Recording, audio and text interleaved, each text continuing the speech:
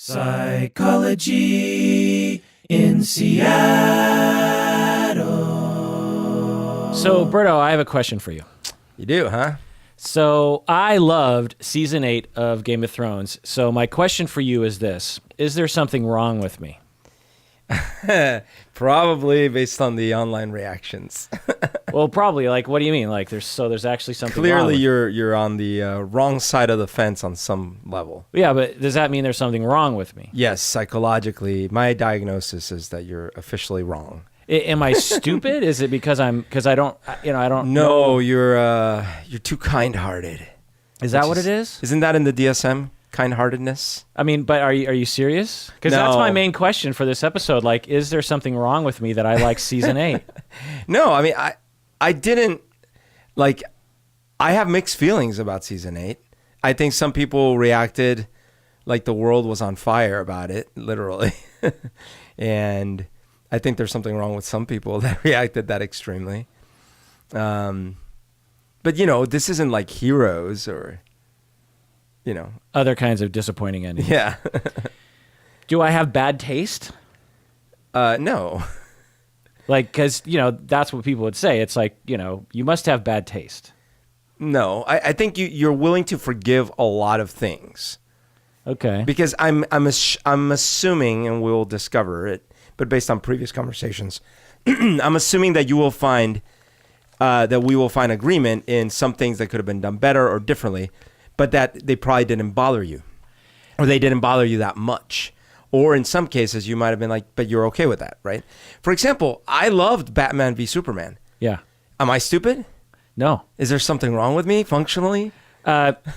Yes, but not because of that. Some people would say, oh, okay, you like season 8. That must be because you don't understand something. I mean, Right. These are things that have been said to me, by the way. Sure. So do you think maybe I don't understand something? Maybe you have to read the books. Oh, wait, you read the books. Yeah. And my last question before getting into this is, am I being insensitive to other people of color and to women by liking season 8? You lost me a hello on that one. Well, that's what we're going to get into today. Okay. We're gonna finally answer the question, is there something wrong with me because I like season 8? This is the Psychology in Seattle podcast. I'm your host, Dr. Kirk Honda. I'm a therapist and a professor. Who are you, Berto? My name is Humberto Castañeda, and I am in the personal service industry. For those of you on YouTube, we might actually be posting the video of this. I'm experimenting with making video episodes. This could be quite cool. Because we're coming up on our 11th anniversary show, which is going to be a live stream. And I thought, well, I probably should figure out how to do video. And then I was like, well, if I figure out how to do video, maybe I'll just do it every episode. Right. So, caveat here, for those people who might not know this about me or you, I'm a true super fan of Game of Thrones and A Song of Ice and of Fire specifically. Right. I've read all the books more than once. I actually read George Martin other stories before I even knew about A Song of Ice and Fire. Okay. You've read his other books. Well, because George Martin is a Dungeons and Dragons nerd. Right. He played Dungeons and Dragons for many years, and his stories came out from his his Dungeons and Dragons playing, from what I understand, inspired him writing stories. Yeah. Plus, he was a huge Lord of the Rings fan. Yeah, and he would submit stories to the Dungeons and Dragons magazine called Dragon, if I'm not mistaken. That's funny. I'm fairly sure of that. In fact, a couple of decades ago or something, I read this really awesome short story in Dragon magazine that was essentially about the Iron Islands. It was about the drowned gods. Oh. And it was this short story about how these priests, in order to become priests, they had to be drowned and then resuscitated. And there was this whole like myth and lore around who was resuscitated and who wasn't. Okay. And if the drowned god took you, then it was your time to go. And if the drowned god sent you back, then it was your time to spread the word. And it was wow. That sounds like the duck, weighing the witches with the duck. Yeah. And I remember really loving it. I'm not a big short story fan of Dragon magazine, but I remember really, all this could be wrong in my head actually now that I think about it, but I'm pretty sure. Anyway, bottom line, I was reading the books way before the TV show came out. I know that's super hipster. You're OG. I know that's super hipster of me to say, but it's true. I was a huge fan, and when I heard that HBO was going to make a TV show about it, I was like, what? Imagine you love something that no one else loves, right. and only maybe one of your friends has even heard of. And all of a sudden, HBO says they're going to make a TV show about it. So you were kind of surprised because it wasn't in the mainstream at all. And I thought this TV show is going to be terrible because every other show like this, like Xena, Warrior Princess, and wasn't there a Conan TV show for a while? Well, there was the guy with what's his face, Kevin Sorbo. Yeah. Whatever show that wasn't was. Conan. No, that was Hercules. Hercules. I thought it was probably that was my template for TV shows that try to depict this sort of stuff. And I thought, oh man, this is just going to be awful. It's going to be terrible. And I remember watching it the first season and thinking, oh, okay, actually they're actually sticking to the books pretty well, and it's not cheesy and it's well acted, and the budget's kind of low because no one really cares about this thing. And then as the TV show got more and more popular, I was like, wait, other people like this sort of thing? Because today it's like, well, of course everyone loves Game of Thrones. But just think about it for a second. Like minus, the years 10 years ago, if you would have said that most of the TV audience in the Western world would be interested in Game of Thrones, I would have been like, that's absurd. No, in fact, I remember I knew nothing about it. I knew nothing about the author. And I sort of remember when it came out, but I didn't watch it right away. And then it started building a lot of momentum. And my neighbors across the street were like, oh, you got to watch Game of Thrones. He had also read the books and everything. And I think I started watching it when season 2 was out. I think. Yeah. And then I was hooked. Yeah. So I say that because I don't want people to think, oh, well, he's not a real fan. Right. He hasn't read the books. He's just a dumbass, and all dumbasses like season 8. So I feel like I have to say that. I started reading the books I'm guessing like 20 years ago. I think it was maybe only Game of Thrones was out at that point. He wrote it that far back? He wrote Game of Thrones, the first book, I think 25 years ago, if I'm not mistaken. That's crazy. Anyway, I could be wrong on that. It's been a long time coming. Yeah. So the thing that I'll say up front also is that art is personal, right? Taste is very much so. Personal. And I feel like it's funny that I have to say that in a situation like this because a lot of people have been attacking me and other people online. Not a lot of people attacking me personally because I haven't. I don't think I've said much to people, or I don't think people much care. But a lot of people, how could you like this? This is a piece of shit. It needs to be changed. All that kind of stuff. And so I sort of feel like we have to start this conversation by explaining to the listeners, like, art is personal, taste is personal. Calm down. Yeah, like people can disagree. It's not like you're disagreeing about abortion rights. Right, or episode 1 or something. Like nothing that serious. Star Wars episode 1? Yeah. Yeah. Where we're just, some people like a good steak and some people don't. Some people like to travel. Some people like hip hop. Some people like metal. Some people like country. Some people don't. Some people like reality TV shows, and some people don't. Yeah, some people are right and some people are wrong. Yeah. It's clear. Like an example that I thought of when I was thinking about this was that with kimchi. Kimchi, if you're not familiar, is a Korean fermented cabbage dish. It's an acquired taste. It's a little spicy, but it smells horrendous. I mean, honestly. Yeah, it does. It smells like nothing else. It smells like if you took rotten socks that had been worn by, the center for the Seattle Seahawks for 10 seasons in a row without washing. I'm not sure. You know, it does smell bad, but to me, the worst thing I ever smelled that was food related was durian. No, durian is pretty bad, but this was my friend Shun's concoction, which was the natto with the raw egg, and it was like the slimy natto. Yeah. Oh my gosh! I came home from class one day because we were roommates in college, and I walk in and I'm like, "What died?" Yeah. Like there's a dead rat in the kitchen. So natto, if you're not familiar and you don't have time to Google it, looks like snot. Like when you pull it, it has this stringy, snotty goobiness to it. And it's fermented. It's fermented beans. And it doesn't actually taste appealing, but it's big to Japanese people. And it's super healthy. And kimchi. So most people think kimchi smells like shit. Yeah. I love the smell of kimchi. I do. I love it. I love the taste of it. I when I was a kid, I used to eat kimchi sandwiches. But here's the thing. When 99.9% of people say, I hate kimchi, I don't say, you're a bunch of idiots. Right. And I don't think a lot of people would say to me, there must be something wrong with you. Sure. We're just sort of used to people liking different things in those arenas. But when it comes to movies and TV shows, for whatever reason, that's all out the window. Right. Suddenly it's like, you don't like Breaking Bad? You betrayed our trust. You don't like The Walking Dead?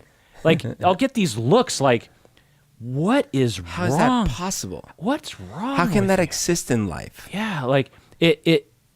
So that's the other thing I want to get into is not only what's wrong with me, but right. Why is it so hard to accept when other people psychologically don't have the same opinion that you do about certain things? All right, so I've referred to all of this hatred that people are writing about online. And so I just thought I'd read some of the reviews. Here's Are these one. professional reviews or No? Okay. So these are individuals. Professional reviews are generally more mixed. Sure. Mixed to positive, honestly. Sure. They're like, yeah, it's great. You could see how they rushed it, but right. Good direction. I guess it's hard to wrap up a story. Right. But the user reviews are generally more negative. Not entirely, which we'll get into in a second, but I just want to, in case people don't know. Okay. Let's hear 'em. The writing this season is simply inexcusable.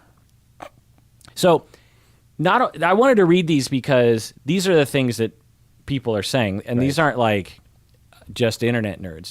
These are a lot of people are saying this. At work at Antioch, people know it's all over Facebook. Yeah, at my university, people know me for liking Game of Thrones, and I have coworkers whom we've identified each other as fans, and we've been talking this whole time, like, what's going to happen? And they'll come up to me and they'll be like, man, season 8, horrible, right? And I'll say, oh, I don't know, I liked it. Yeah. And without variance, they will all say, do you know you're the first person to say that? What's wrong with you? Yeah. So I'm like, what's wrong? Anyway, the writing this season is inexcusable. No excuse. No excuse. A legendary and fantastic TV series that turned into complete trash and nonsense. So did they like season 7? So these are all different people, by the way. D&D, the showrunners, should be ashamed of the disaster they made. Shame.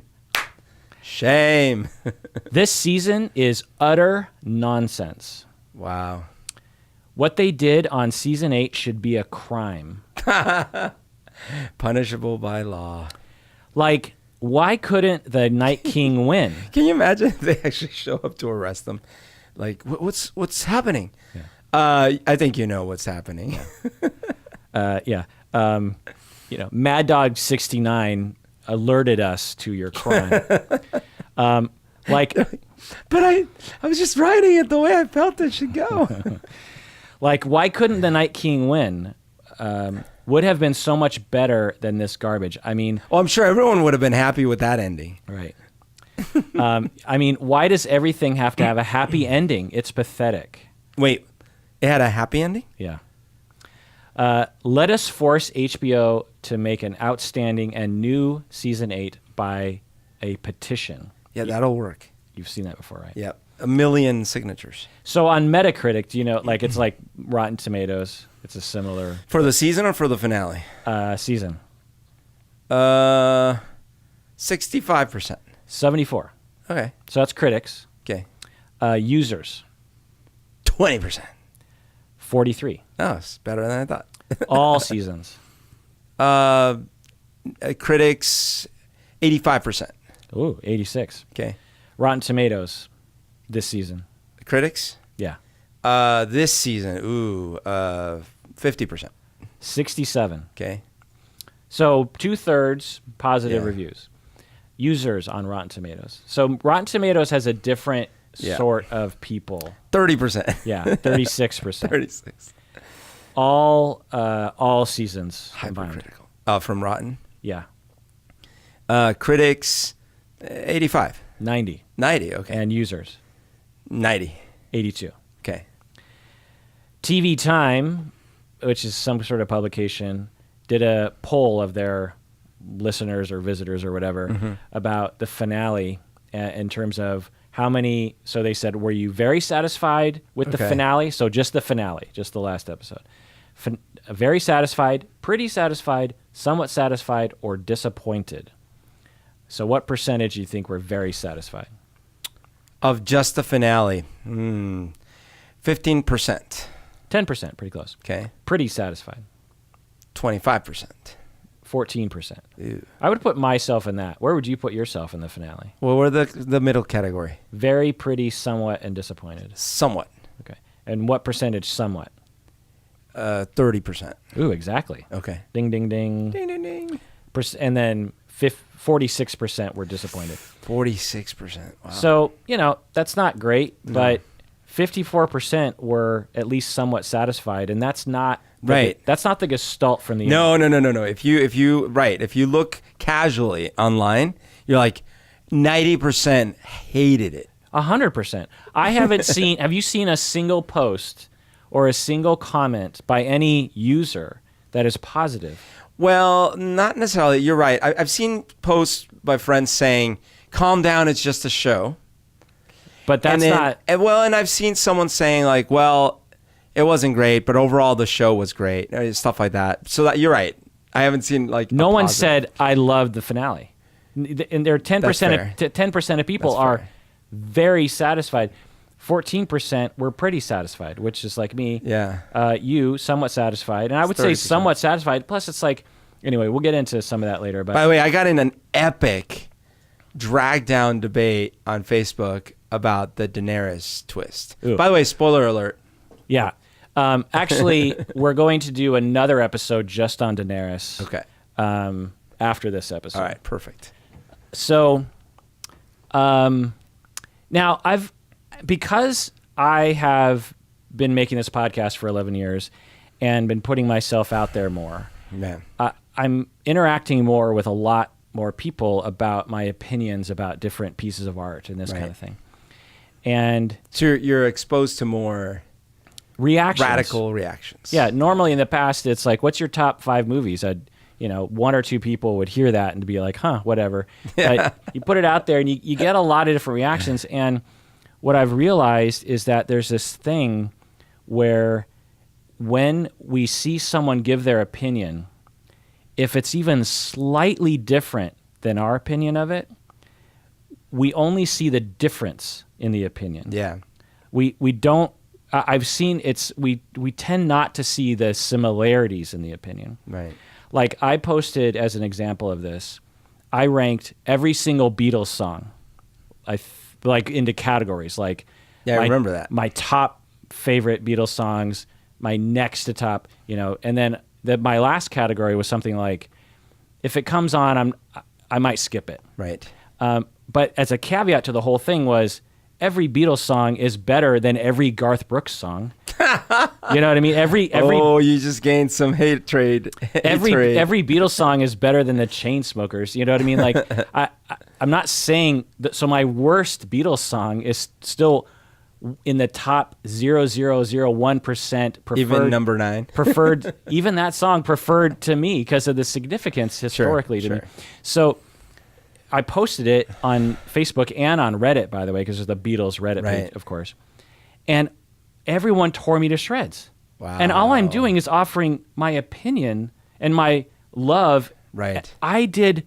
You know how many songs the Beatles have?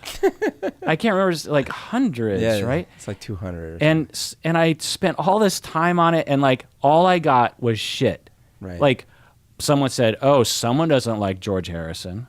Wow. And I'm like, there are many of George's songs but most Beatles songs are written by John and Paul for various reasons. But so it's like all I get is shit, and it's like.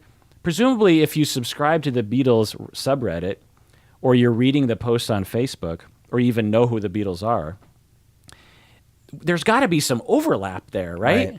It can't be all just like, what in the world? Plus, it's my fucking taste. I'm just sharing my taste. If someone shared their taste, I wouldn't be like, oh, well, obviously your list is shit because my opinion. Do you know what I'm saying? No. So the problem is, and I think most of us are guilty of this online, is first of all, we're definitely smarter than the rest of the people.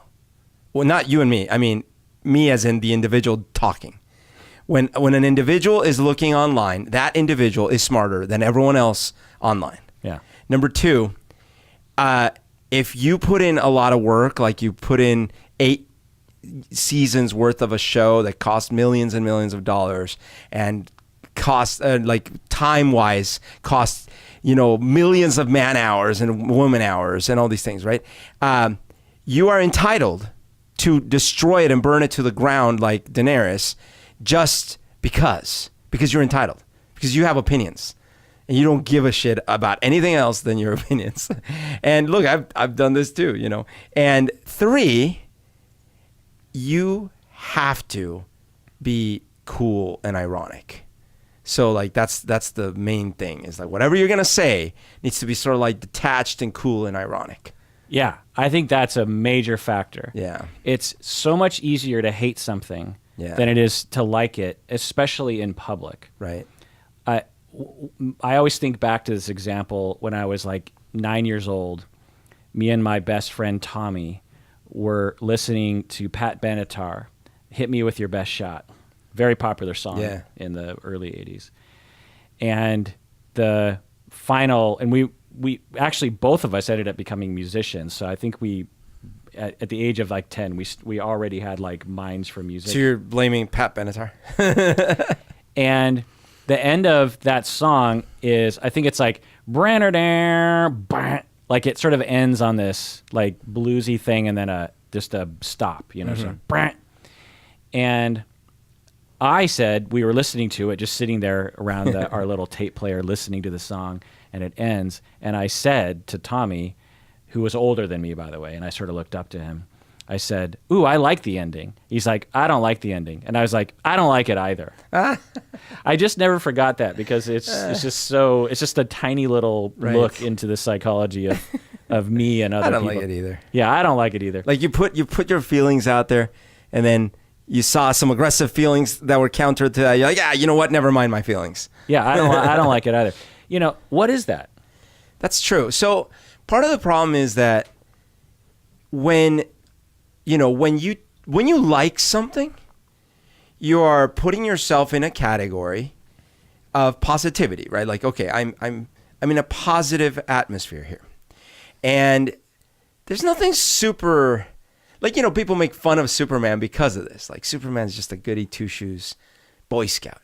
I think as a society, as a human society, we tend to find more mystery in like the darkness. And so when someone is, playing a nice pop song and someone wearing all black and kind of like black eyeliner goes like, "That sucks ass," everyone looks over and like, you know what?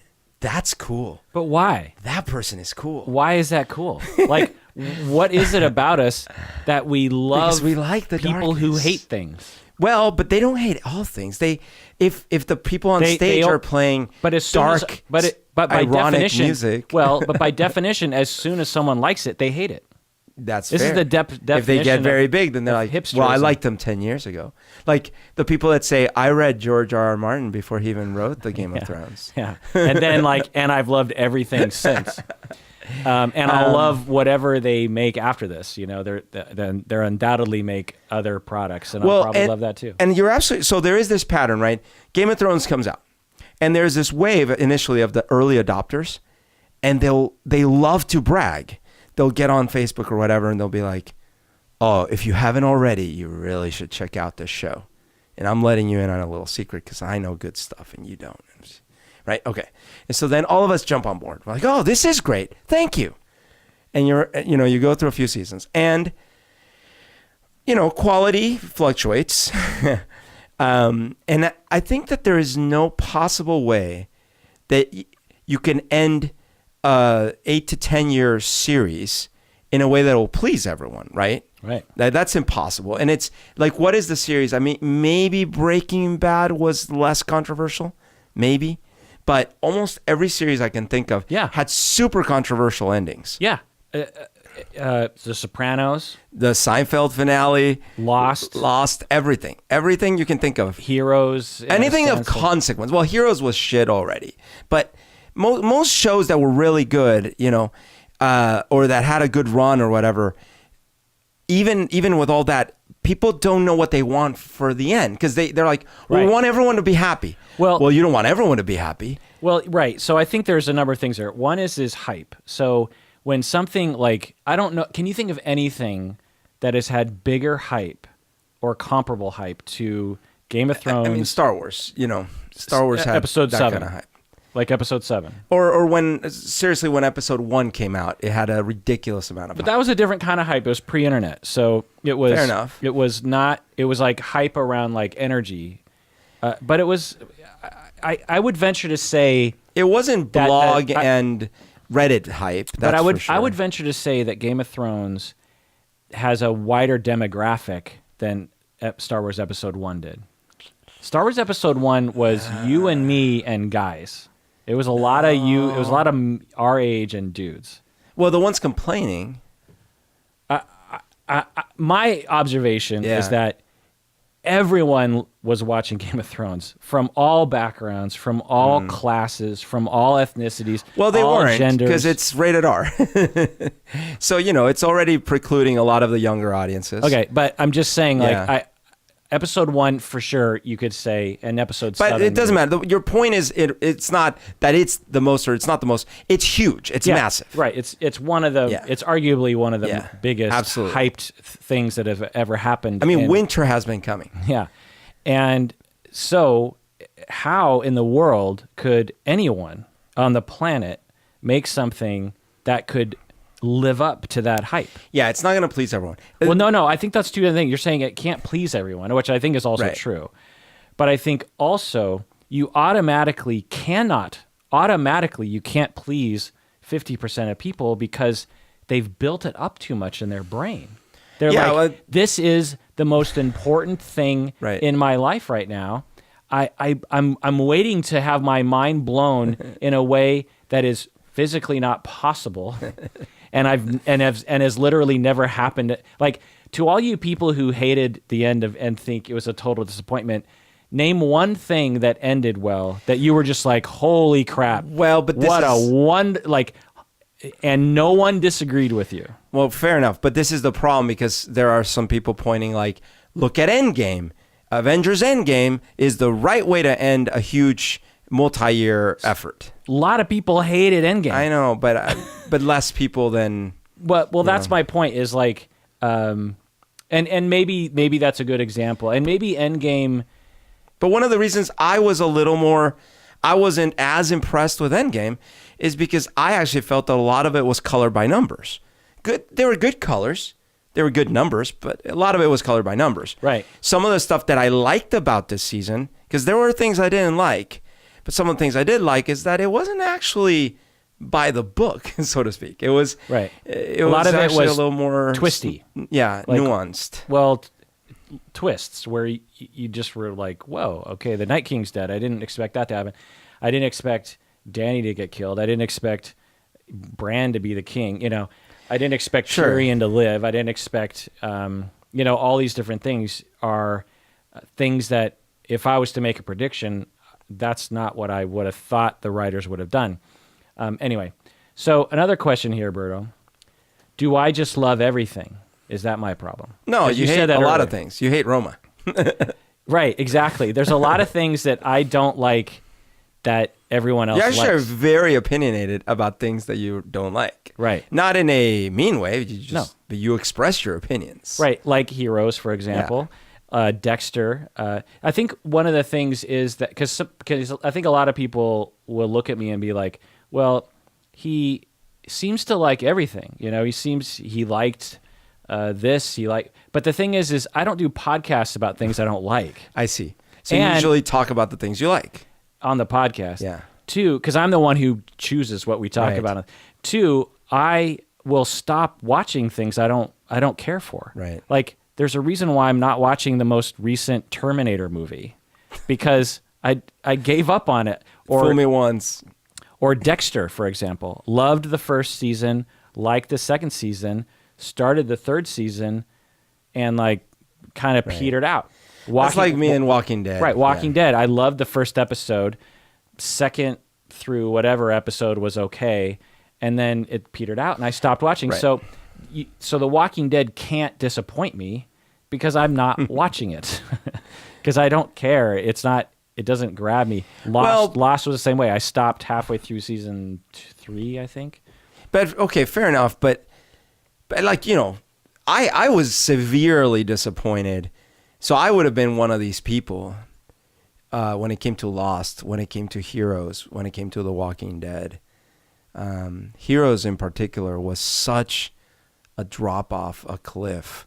Just from season 1 to season 2. Yeah, even season 2 was already, but then beyond season 2 was unrecognizable. It was like such a mess. It was a repetitive, chaotic mess of a show. And Lost. And time travel started to get involved, and the main character guy could do anything. Yeah. And then Lost had this problem where it set up such, like you were saying, unbelievable expectations of what's going to be the mystery. Right. But what we didn't know is that they didn't really have a master plan to begin with. I knew. Halfway through season 3, I was like... No, by season 3, it was evident. But when you watch the first season, yeah, it seems like, oh, this is going to be so cool. What's the polar bear? Especially for the time, because we hadn't learned. Yeah. Right. And what's Walt? What's going to happen with Walt? Yeah. Right. And then it turns out, oh, forget about it. It doesn't matter. We're just making money here. Yeah. Okay. On the flip side of this are things like The Sopranos, where the show was not even in quality all the seasons, although I personally really do love from beginning to end. But I will admit that, it gets a little laggy in season 4 or 5. But it was 5 seasons, right? 6.5. Like it was the last, but the last episode was super divisive. Right. To me, it's the best ending of all time. It can't be bettered. Yeah. It was amazing. So if you're not familiar, Sopranos was a show about a gangster. Yeah. And he's living in modern times and he has a family. And toward the final season, it's sort of a ramp up to danger for the lead character. Yeah. For Tony Soprano, you're worrying: is he going to get killed? Is he going? There's always in gangster world. There's always people getting killed, and everything's been crumbling around him. Right, he's losing power. There's people who hate him, and you're wondering, oh boy, okay, we're headed toward. We know this is the final season and the final episode.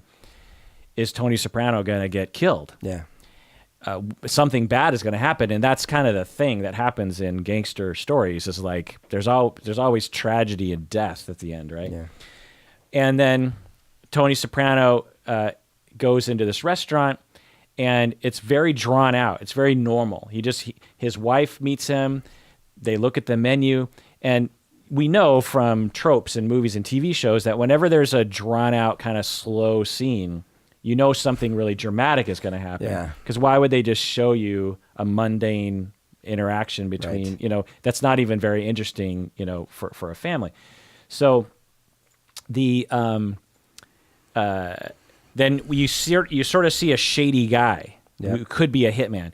He goes into the bathroom, and then there's a little bit, and you're like, "Ooh, is that guy going to come out of the bathroom and shoot Tony Soprano?" And then, boom, it just goes to black. Fade to black. It doesn't fade. It goes. Don't stop. Believe. Yeah. No, and at the time, the majority of vocal people hated it. Yeah. They hated it. Right. Because they had this expectation. They wanted a payoff. They wanted to know the end of the story. It's just dumb because, like, imagine, first of all, to me, I was blown away. I was like, oh, that's the gutsiest thing you could possibly do. It was so original. No one had ever done it. But and I agree totally. Yeah. But you have to admit that there was part of you that wanted to know. Sure. Did he die? But then, as you examine it, it's like, so imagine that they had shown us him getting killed. Right. So the ending would have had to be like the family. Oh, so then you have choices like, what's the ending at that point? Is it them in that moment of realization that their family has crumbled? Or is it at the funeral? Or is it after the funeral? Is it the new generation coming up? Like, dude, everything you choose at that point is you've seen it before. Right. You've seen it before, and it's not going to be interesting because the climax happened way before that. Yeah, and the writer, I can't remember his name, the creator of the show. David, yeah. What is his name? It's something catchy. Like David Glass or something. My computer decides to tell me something. And he, throughout the time making that show, was very frequently dancing between making a quintessential audience satisfying gangster story while completely subverting it in a very rebellious kind of punk rocky way. He comes from punk rock apparently, or he liked punk rock as a kid or something.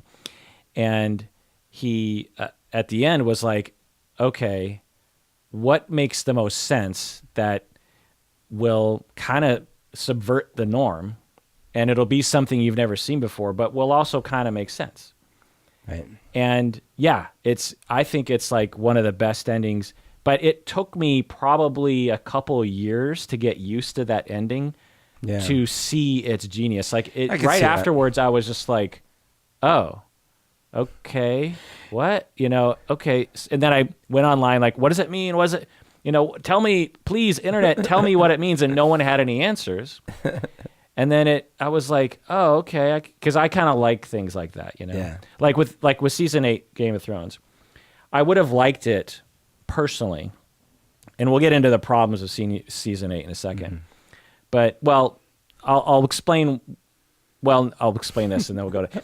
I would have liked it if Jon, Tyrion, and or Arya would have died.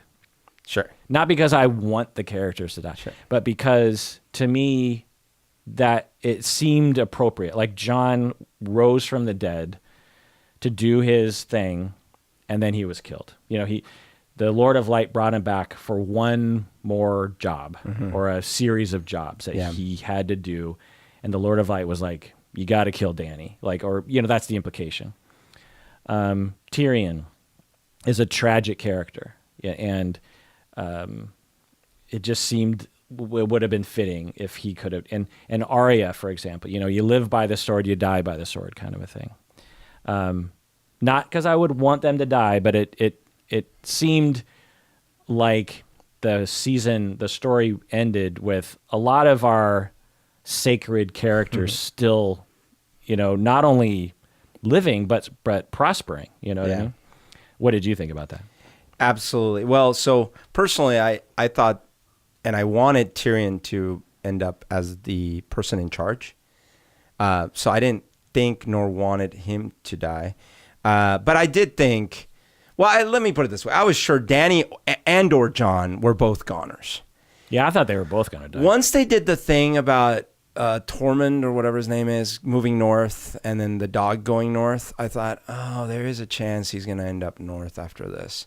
But, and then as far as Arya, the puzzling thing for me about her is In season 7, she was a robot, like a T-1000. Yeah. You know, no emotion, not the girl we knew. She's just a killer. And in season 8, she's back to being a girl. And then the more the season went by, it's like she's no longer a killer. And then she just wants to go sail the world and stuff like that. So I was like, okay, but it was a little puzzling. So to your point, I think it would have been more epic had she died by the sword, like you're saying, like died in some epic final thing, and not necessarily killing the Night King or whatever. So yeah, and in general, I agree that a lot of characters were still breathing by the end, and there were things where there was definitely a lot of fan service. Ironically, it didn't pay off apparently, because when they're having that little council at the end where Tyrion is giving his little speech, there were people in that council that didn't need to be there. Like, you wouldn't have had both the head of Winterfell and her brother, you know, and you certainly wouldn't have had Brienne sitting there. She's just like this knight, you know. Well, I think they were implying that she was Master of Armies, whatever that title was. I think it might be Master of Armies, and also the Kingsguard. I don't know. For whom?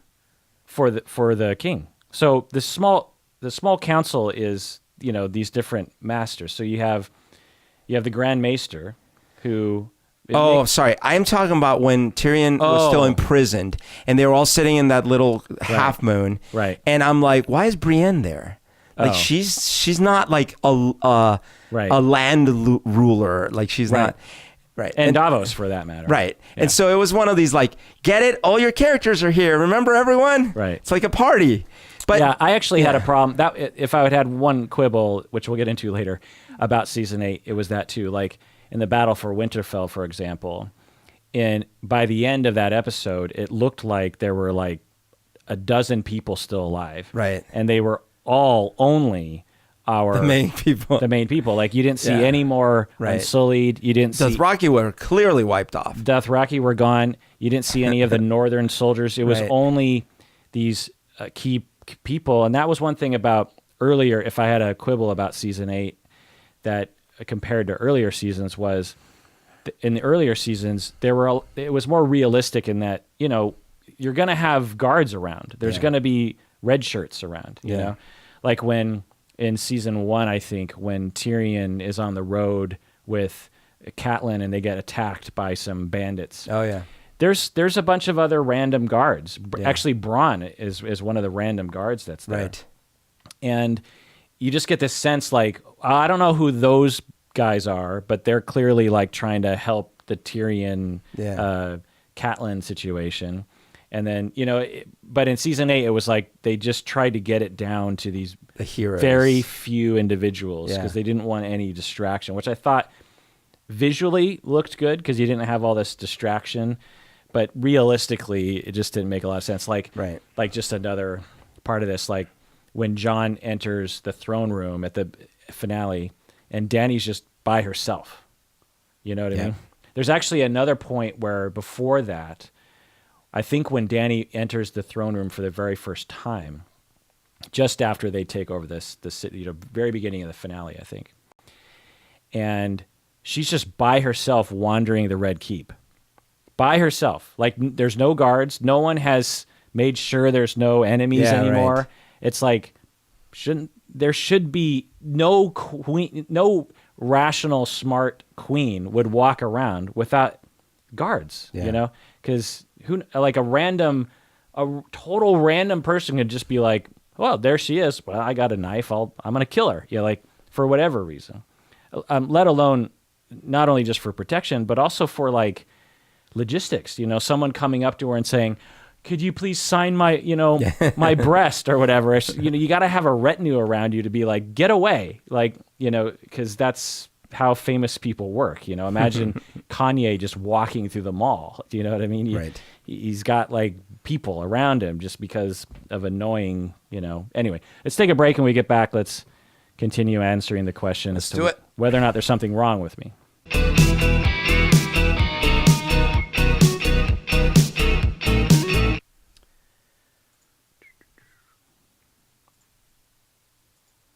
All right, we're back from the break. If you haven't become a patron of the podcast yet, do so now. Go to patreon.com. That's the way we know you like this podcast. Also, if you're interested in other Game of Thrones episodes, you can go to our website, psychologyinseattle.com, and there's a tab there that has all the Game of Thrones episodes in which I do deep dives on Sandor Clegane, Cersei, Joffrey, Ramsay, Theon? Do I do Theon? I do a bunch. I diagnose every single character. Like I diagnose 35 characters in Game of Thrones. And so go to our website and check that out. Okay. So let's ask. So I have some more questions for you, Berto. Sweet. Was it sexist or racist? The finale? The season 8. Okay, so I let me see if I can rationalize my way through this.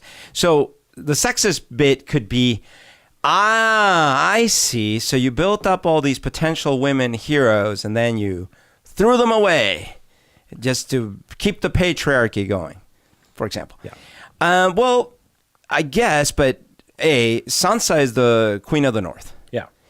The hero who killed the Night King and is now free to wander and discover the new world is Arya. Yeah. Brienne of Tarth is now a knight and is like probably the second most powerful person in the North. She's not in the North. Brienne? Yeah. Oh, I guess she's not in the North. You're right. Sorry. But she's a powerful person in the council now. Okay, fine. Well, from the looks of it, the leader of the Kingsguard, which is a very important role. Right. So there are plenty, but I suppose someone said, yeah, but the two villains at the end were both women, Cersei and Dany. I'm like, okay, fair enough. But one could also say that's sort of feminist too, because it's allowing powerful women characters to be fully fleshed out. Yeah, but they could say, but then what you're saying is if a woman gains power, she's going to go crazy and right. So that's the other part. Kill everyone. That I'm glad you brought up is that, which people are saying, they're saying like, this is awful towards women because it makes Dany look like, oh, bitches be crazy, right? What about the Mad King? What about Robert Baratheon? What about every single male ruler before that? That was an asshole. So we'll get in that whole thing in the Daenerys episode. But those are good questions. But, if I was of a particular sensitivity and watching this, it might kind of bother me. And then the Brienne thing where she, rises in power. She's a very powerful person. And then one of her final episodes or scenes where she's actually like really acting and doing something is she's crying and blubbering about Jaime leaving. Do you think that was sexist? Oh, right. That whole thing. Like you build her up and then you just have her be a jilted lover. Is it more human to not be reduced to tears when your lover betrays you and leaves you? Right. I'm glad that's a well put. This notion that in order to be feminist, we have to make women look like robots. Like, by the way, the bad guy in that scene is Jaime. Right. He's the one who is so fucking weak that after all of this, he can't break the chains. Right. Right. And as you said, originally is, so it's a negative thing to cry. Yeah, crying is negative. When someone you love and that you are in love with rejects you. Right. Like, that makes you weak. Why did you make this strong female character cry like a little girl? Right. So I'm glad you brought that up because, that's exactly what I thought. I was like, well, what's so wrong? One, what's wrong with crying? Two, it makes sense. I mean, that whole story with Brienne, she was in love with him. Yeah. And that was clear from season 2-ish. I think it was season 2 when they met, maybe 3. Yeah. But early. Yeah. And we all knew Jaime he wasn't in love with Brienne. You know what I mean? He respected her a great deal and liked her enough, but not as much as he was in love with his sister. So listen, if you want more on that whole relationship of Cersei and Jaime, listen to my deep dive on Cersei, because in the books they go into a lot more of that history, going back to when they were twins as at the age of 3, and they were living in the same, and they were sleeping in the same bed, and they would experiment sexually with each other, as some siblings do. And then their parents are away, their mom dies. It's just the two of them, and then Tyrion comes along and quote unquote kills their mom. And there's a lot of reasons why Cersei and Jaime were propelled towards each other, and anyway, and that was a lifelong bond. Yeah, and clearly he was still attached to that. Right. Yeah, and a lot of people didn't like that because, and to me, I'm like, well, that's very George Martin. Well, but I also, it was just so ironic, and I didn't want to say this on this one Facebook thread because I don't want it to sound insulting, because there's someone I respect and blah, blah, blah.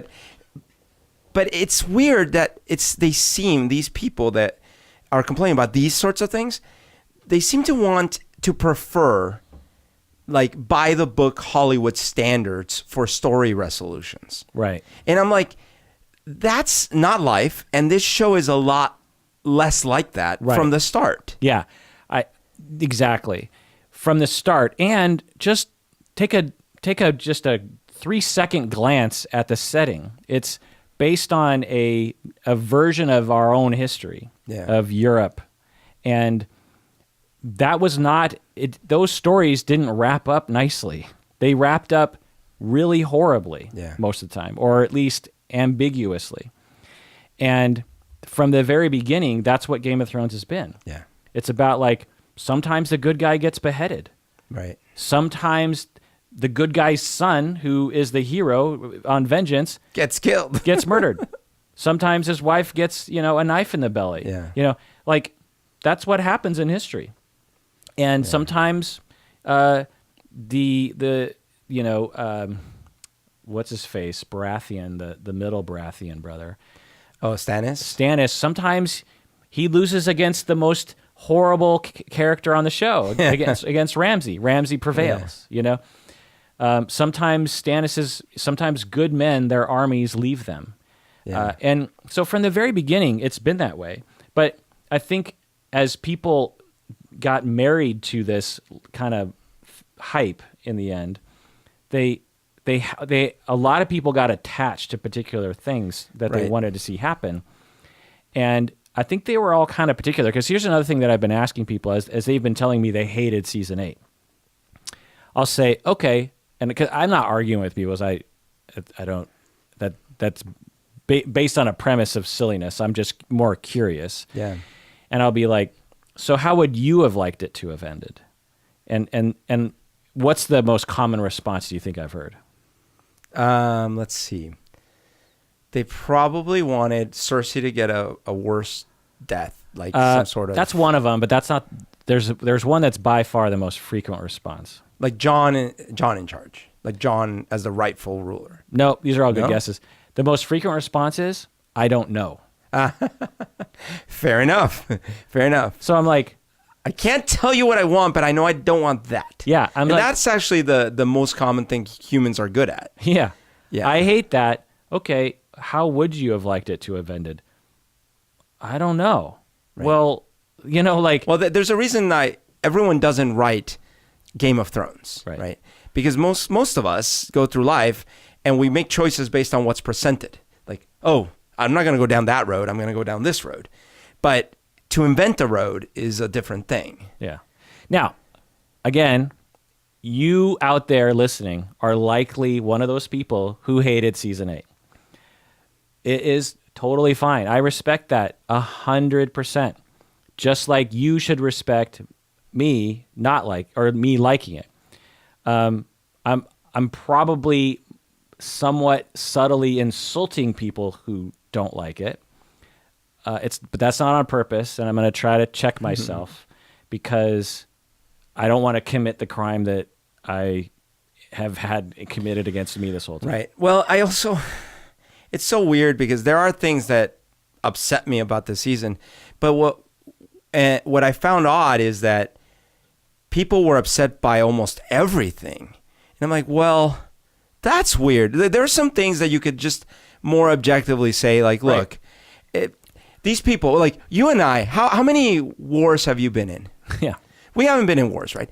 But you probably, if you and I were about to fight, we probably wouldn't send a whole armada on horses out into the darkness to die. Like, we probably wouldn't do that. Yeah. So those are the kind of things where I'm like, yeah, I think everyone could agree, like, that seemed a little on the nose. Fine. But there's other things where I'm like, well, you know, this thing about, what's his name, leaving Brienne.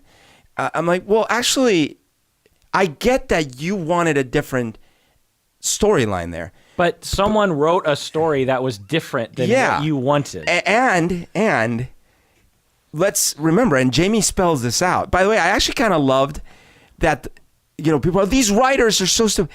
Clearly the writers were self-aware of the choices they were making, because Jamie spells out, look, I have been a bad person all my life. So, you know, for critics, it's like, oh, why would he do that? It's like, he's like, no, actually, remember who I am. I am a murderer. I'm a traitor. I'm a this. I'm a that. Now, the point of that scene was like, she had gotten over that because she had hoped that he had gotten over it. But then he was using it as an excuse for his weakness, right? But that's a complex moment. Right. That's a subtle, complex moment. And after that, as that scene was happening, we didn't know what he was actually going to do. And I was like, well, we actually don't know what James is going to do. Like, what he said, you could interpret like, I'm evil. Or you could interpret it as just like, look, I'm sorry, and I'm not the man you think I am. And people do this all the time in real life, meaning people, like, this has happened to me more than once, where I'm asking something of someone and they will use their failure in some way as an excuse why they're not going to help me. You know, like, listen, you know, I'm a mess for this reason, so I can't be there for you in this case. Right. And this is a common, like, thing that we humans do, which is we're not fully transparent to ourselves. So to justify our actions, we use any number of rationalizations. So in that moment, instead of Jamie saying, like, being honest, like, look, I'm so sorry. I've been in love with my sister all my life, and right now this is really traumatic for me, and I don't know how to handle it. And I feel like the only right thing for me to do is to go south and see what I can do. Instead of saying that, and maybe even like, can you come with me? Can you maybe help me? Or any of that. He's like, pain. Look, I'm a bad guy. I'm an asshole. You don't want me anyways. I got to go. Right. And then when he goes down there, all he's focused on is trying to be with Cersei. Yeah. He just wants get her out.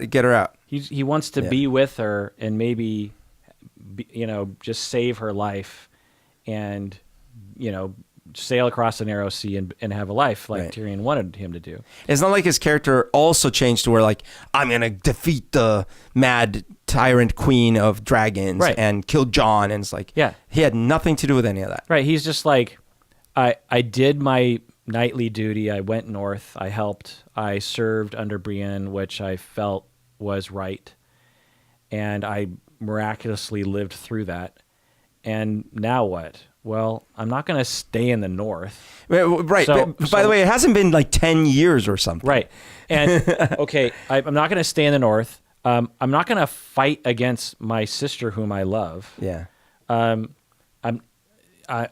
So what choice do I have? Yeah. And I'm pretty sure Cersei's going to lose.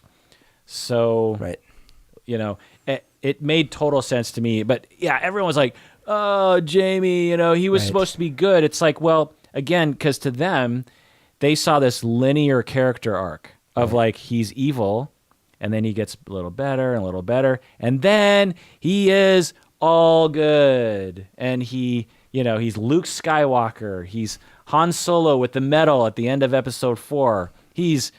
That's cheesy. That's not normal. Like a normal, a realistic story is people are complicated. The same thing with Daenerys, which we'll get into in the Daenerys episode. But anyway, so now getting back to racism or sexism. Look, I get it. If you are a listener out there and thought... I didn't get the racism part. Oh. Well, what's the racism part? Well, I've heard people of color, like myself, I haven't said this, but I'm a person of color. You're a person of color. We're people of color. Anyway, I've heard other people of color saying that they felt like, even like respected critics, that the show essentially just ended with white people winning. But the show was about white people. Right. Like, I'm sorry. Like, there were some dark slaves in the East, and some of them joined to fight along the white queen. But the whole power structure was all the white people in charge. Right. And that, I mean, there were no Hispanics in this show. Right. So, well, I mean, you could so argue that the Doran people are Hispanic, but at best, like, so here's one thing you could have done to be intellectually honest, not you, but these, like, rewind the clock to the beginning, be like, I don't like this show because even though it's based on our own human history, roughly speaking, it's perpetuating that rough human history. Yeah. So I don't like this show. I'm not going to watch it. I'm certainly not going to be there to comment when season 8 comes out. Right. But if you're waiting till now to be like, this is race, it's like, well, I guess, but that's the whole story. Right. So I agree. But here's the thing. I get it. If you thought it was sexist or racist, like there are certain things that will bother me that I'm sensitive to, not because of that thing, but because of all the things that led to that thing. Like, it's just one more example of something. Like when someone asks me, you know, I'm in rural America, and someone looks at my eyes and they're like, oh, he's not, you know, all white. And they say, where are you from? I'll be like, Seattle. No. Where are you from? And it's like, if I was only asked that once in my life, you know, or a handful of times, I'd be like, well, that's kind of funny. But when you're asked it like hundreds of times, particularly by certain kinds of people, rural America people, rural Canada people too, by the way, and around the world, by the way. I go to Cuba. Everyone's like, oh, Chino, or whatever. What do they say? Really? Yeah. No way. Yeah, they would grab, in Cuba, their eyes and make... Really? Yeah. That's crazy. Yeah, I mean, I didn't blame them because I doubt they've had classes on microaggressions, you know? Right. But, so, if the next person that does that to me, which it'll happen, that one transgression isn't that bad, but I'm going to fucking go mad because it's the 1,000th time it's happened. Okay, so if Game of Thrones is like just one of those straws on the camel's back, like, I get it. You know, like, for example, Saturday Night Live has never had an Asian cast member. Come on. Never. Get out. Can you think of an Asian cast member? Yeah. No. There's a one dude. Well, so... Are you serious? Well, so the copy center guy is like part Filipino. Copy center? Deuce Bigelow or whatever that gets. Okay, this is unbelievable. So really, like, there's not been a... Yeah, it's been on the air for 44 seasons. There hasn't been a single Asian cast member. And plenty of black people, you know? Hispanics? Have there been plenty of Hispanics. Really? I mean, a smattering of Hispanics. Not enough, but, you know, some. And just a shit ton of white people. And you can't tell me that in a country where there are 5% of Americans are Asian American. Sure. 1 out of 20 Americans are fucking Asians. And that probably doesn't include people, oh, my cat wants to join in. My cat's actually from the Middle East. She's from Lebanon. Yeah, Beirut. So you empathize. So I can empathize, yeah. And so some people will be like, well, you know, there aren't any funny Asian people. Well, okay. Joe Coy, do you know Joe Coy? He's hilarious. I don't know what. Ken Jeong from Community, you know him. Yeah. Ali Wong, have you seen her stand-up specials on Netflix? I haven't, but I don't know comedian names, unfortunately. Well, Ali Wong is hilarious. Margaret Cho, you know Margaret. I know. Cho. I've heard of Margaret Cho. Bobby Lee from Mad TV. Oh, I like Bobby Lee. Yeah. Jimmy Yang from Silicon Valley. Oh, I like Jimmy Yang. Yeah. And the list goes on and on. There's plenty of, and you know, how many people heard of the cast members of SNL before they became cast members? Right. most cast members They became famous because of SNL. right. Yeah. So there's a vast sea of Asians out there that are not famous, that are funny as hell and can do impressions and can do skits and can do stand-up, that have probably tried out for SNL. Right. And guess what? They have it. Now, so when I love SNL, I actually like I've liked the current seasons, and every time I watch it, I'm like, and they'll do a scene where they need an Asian person, and I just see they'll either get a random extra, like some random, they'll just hire a random Asian person, or one of the cast members will just look Asian. Oh man. And I'm like, if you just had, so just imagine, just going down this route because I want to. Imagine during the Obama years, they have no black cast member, and they want to do skits. And they want to do Obama. They want to do Obama. Right. And they get that guy who always does all the presidents, he did Gore and he did Trump actually for a while. I can't remember his name. He actually suffers from major depression, that guy. But imagine if they just dressed him up. Blackface. Or they just got a random black person Right. and that's all he did. Wouldn't, as a country, you'd be like, You can't hire one. you can't find a single black funny person for SNL? Like, what's going on here? Right. Well, of course they didn't, because they did hire funny black people Right. for SNL, but no Asians. Anyway, so I get it. If there was something about even season 8 that sort of bugged you, I'm guessing it was like one of those last straws that just got to you. And, Sure. I get it. So here's another reason why I think that makes me like certain things that I stick with. Because, once I commit to something, then I'm sort of like committed, like Sure. with Game of Thrones. If it got bad season 5, I probably just would have stopped watching in all likelihood. So once I commit to it, it's like, well, because as I was watching season 8, I was hearing all the tweets and everything, and I just found myself, as I was watching the shows, just kind of like turning off all that critical, voices, because I could have criticized it and Sure. like picked it apart as we were watching. But I just found myself just giving myself over to the show and just enjoying it. What about you? Yeah, I mean, I did something similar. There were two things that were tugging at me. One of them is that it did feel rushed. I was confused why they were trying to wrap it up in only 6 episodes. And that was definitely bugging me. The cat. Kirk is trying to deal with the cat right now.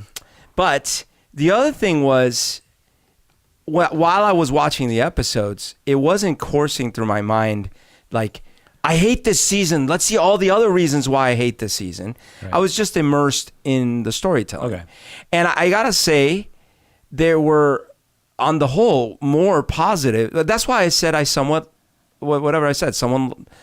satisfied, because there were more positives than negatives. Yeah.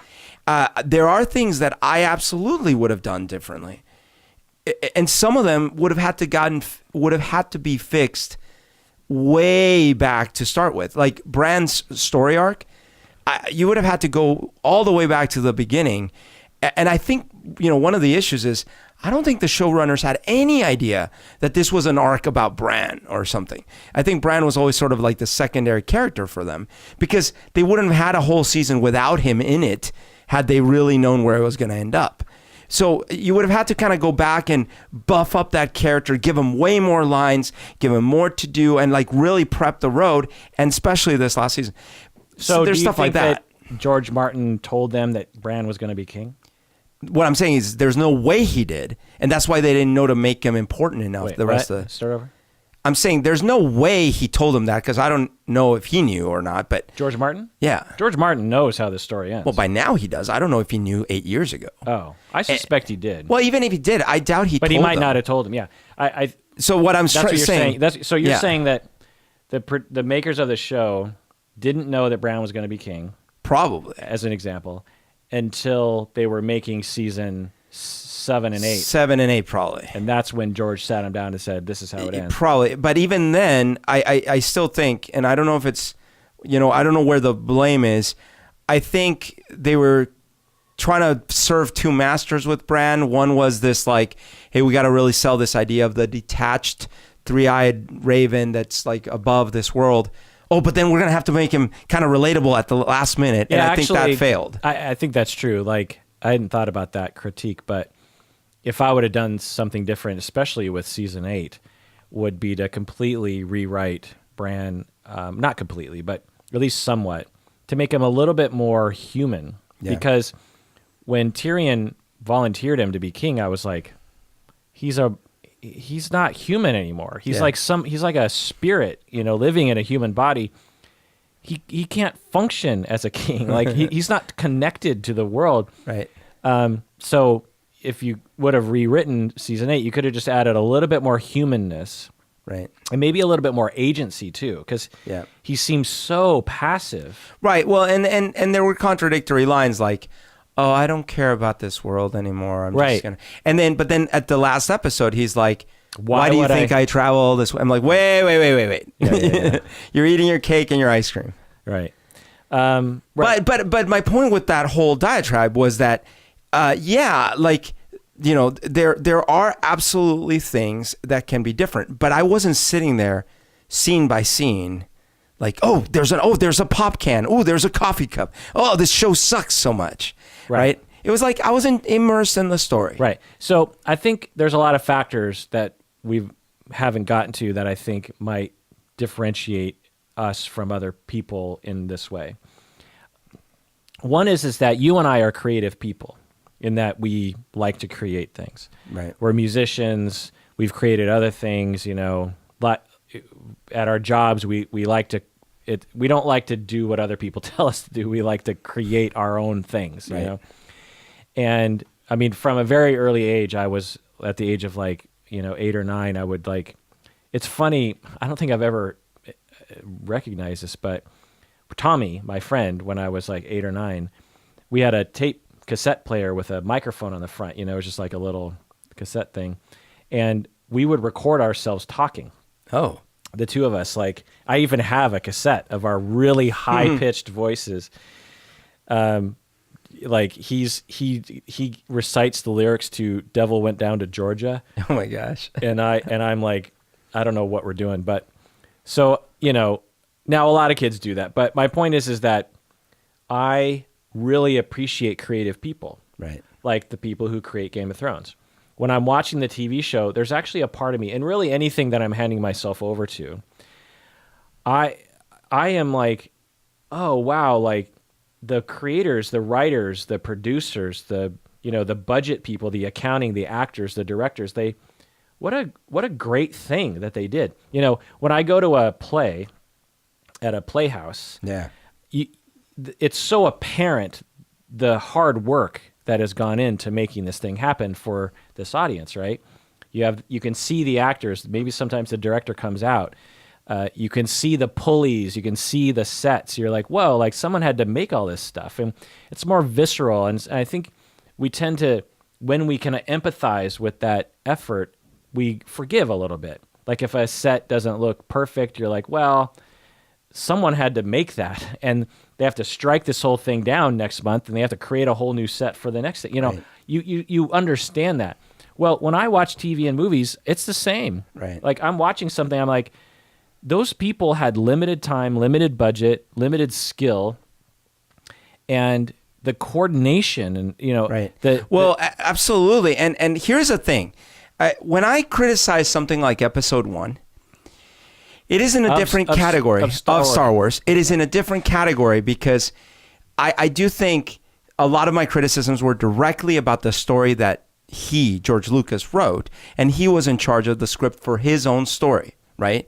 So I'm like, I can still appreciate, everything he did for the world and everything. But I specifically have problems with the thing he wrote down that then became the script that then became that movie. There is a big difference here. These guys, first of all, are adapting material. Right. But second, this is not a movie. This is how many episodes each season? This is movie after movie after movie after movie, right? And so I was thinking about this the other day. I think a lot of us might have this impression you get to film the whole thing and you get to watch it, and then you're like, oh, that didn't work. Okay, we're reshooting the whole first half. We're changing the. It's like when that has to happen, that is a disaster. Yeah, the analogy actually I have for this is when I'm writing technical clinical pieces Right. that are 10 pages long, it's so much easier for me to create flow and a cohesion than, for example, my book on supervision, which actually wasn't even that long. It's only like 120 pages or something.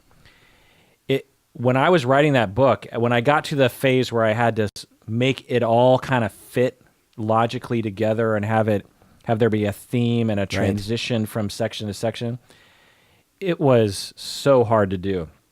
So proof to your point. Because let's say you and I write a song. Yeah. Okay, well, we wrote it, we record it, we can listen to it. We're like, that bridge doesn't work. Well, right? so, analogy to that is you and I actually sat down to write a continuous song, like like the side B of Abbey Road. Mm-hmm. We were like, okay, we're two musical geniuses, if you will, and we're both production. We know how to do production. We know how to program keyboards and drums, and we can write stuff. And what our plan was we were going to write this song, this like hour-long song that never ended, but it like transitioned to different movements and stuff. And we kind of got a ways into it. Yeah, we got like 5 iterations, I think. Yeah, maybe like 10 minutes in. And I remember thinking like, this is getting kind of weird. And then it petered out because it's just so much work. But anyway, it's hard. Yeah. But then to bring it back to this, so it is quite possible that had the writers, David and David, whatever, or the two Davids, is it? Both? David Benioff and David. If they had written the whole 8th season 8, filmed it all, sat there and watched it and critiqued it and had the time, budget, and effort and all the actors and actresses and be like, all right, this didn't work, this didn't work, this didn't work. 9 more months, we're going to reshoot. But that's not how it works. Well, yeah, I think that's a good point. But what I will say is that I think that one of the problems that, this is just me speculating, that caused the season 8 and season 7, but more season 8, to seem a little disjointed, even from episode to episode, was because of 2 things. One is that I think early on, they realized how much attention and accolades they got for those big epic episodes. Mm-hmm. Like the first one, the first big epic episode, I made a list here, was the Blackwater episode in season 2. Like I think that whole episode was just the siege of King's Landing. Mm-hmm. Different, rooms. You have the Cersei with the poison, and you have Sansa, and you have Tyrion, and there's all these different things happening. And then, but the big one was the battle for Castle Black in season 4. Whole episode. I remember, the penultimate episode of season 4, the whole episode is just a battle of Castle Black. How awesome is that? And there wasn't any hatred. There wasn't a single criticism of that episode. Ygritte dies. It's just this epic, it's so great. And I think they kind of were intoxicated by that. They did it again with Hard Home in season 5. Right. Again, I think it's the penultimate episode. And again, accolades. Oh, it's awesome. The Night King, right? Oh, it's so crazy. And then again, penultimate episode, season 6, Battle of the Bastards. Again, everyone, what a great episode. It was accurate and da-da-da. It was like all the, why didn't, Rick on zigzag? I don't know, but he didn't. And but anyway, so I think that was one thing. I think they started, and then you can clearly see that in season 7 and 8, they wanted to make episodes that were epic. They wanted episodes, the Battle for Winterfell, the Battle at King's Landing. They wanted just like these mammoth set pieces and, blah, blah. So I think that kind of and I think they went too far in that direction. I think they focused too much on those individual episodes, and then everything else is kind of like fluff and build up to it, rather than previous seasons. And really true to George Martin's work is that those battles are really barely talked about in the books. It's much more just like all the intrigue and all, the person, like a lot of the Battle of King's Landing, the Blackwater, a lot of it is, I think it's only from Tyrion's perspective and from Sansa's perspective, if I'm not mistaken. Well, and the build up, because in those early seasons, there is so much that happens that are not battles, and this is to your point. So much happens. Lots of conversation. Like, I actually watched one of those YouTube things that did a review so that you could catch up before and I was shocked because they were going through season 1, and I'm like, there's no way all of that happened in season 1.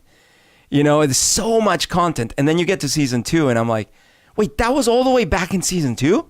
All that happened in season 2? So we got used to that, right? And when at the time the plot was advancing, but it wasn't advancing by leaps and bounds. It was like moving at a pace. And I think in season 7 this happened, and people started complaining about the teleportation problem. Right. And then this one was kind of like the worst of them, because they actually cut scenes where before you would have seen the scene, they cut before you see the scene, and they go to the repercussions of the scene. Like Jon killing Dany, and then absolutely. So I think that they fell in love with a certain tone of certain episodes, Battle of the Bastards, Battle at Black, the Castle Black, and I think it sort of skewed their emphasis for season 7 and 8, and they. Instead of like saying, okay, we only have this amount of budget, we only have this amount of episodes to do, how do we allocate our time? And I think they were like, I want to allocate it for these epic scenes and these epic episodes, and we're going to reduce the exposition and the storytelling. And to what we fell in love with, it's like, well, okay, that's cool. Those are awesome, well-produced, well-directed, great CGI, tense scenes. But we fell in love with Game of Thrones because of the conversations between Olenna and Varys, and Sansa and Tyrion, and Bronn and Tyrion and the prostitute, and Jaime and Brienne in a boat just yelling at each other, Tyrion and Jorah in a boat yelling at each other. Arya being confused about what's happening at the temple, there's just, it's very slow, and occasional there's action.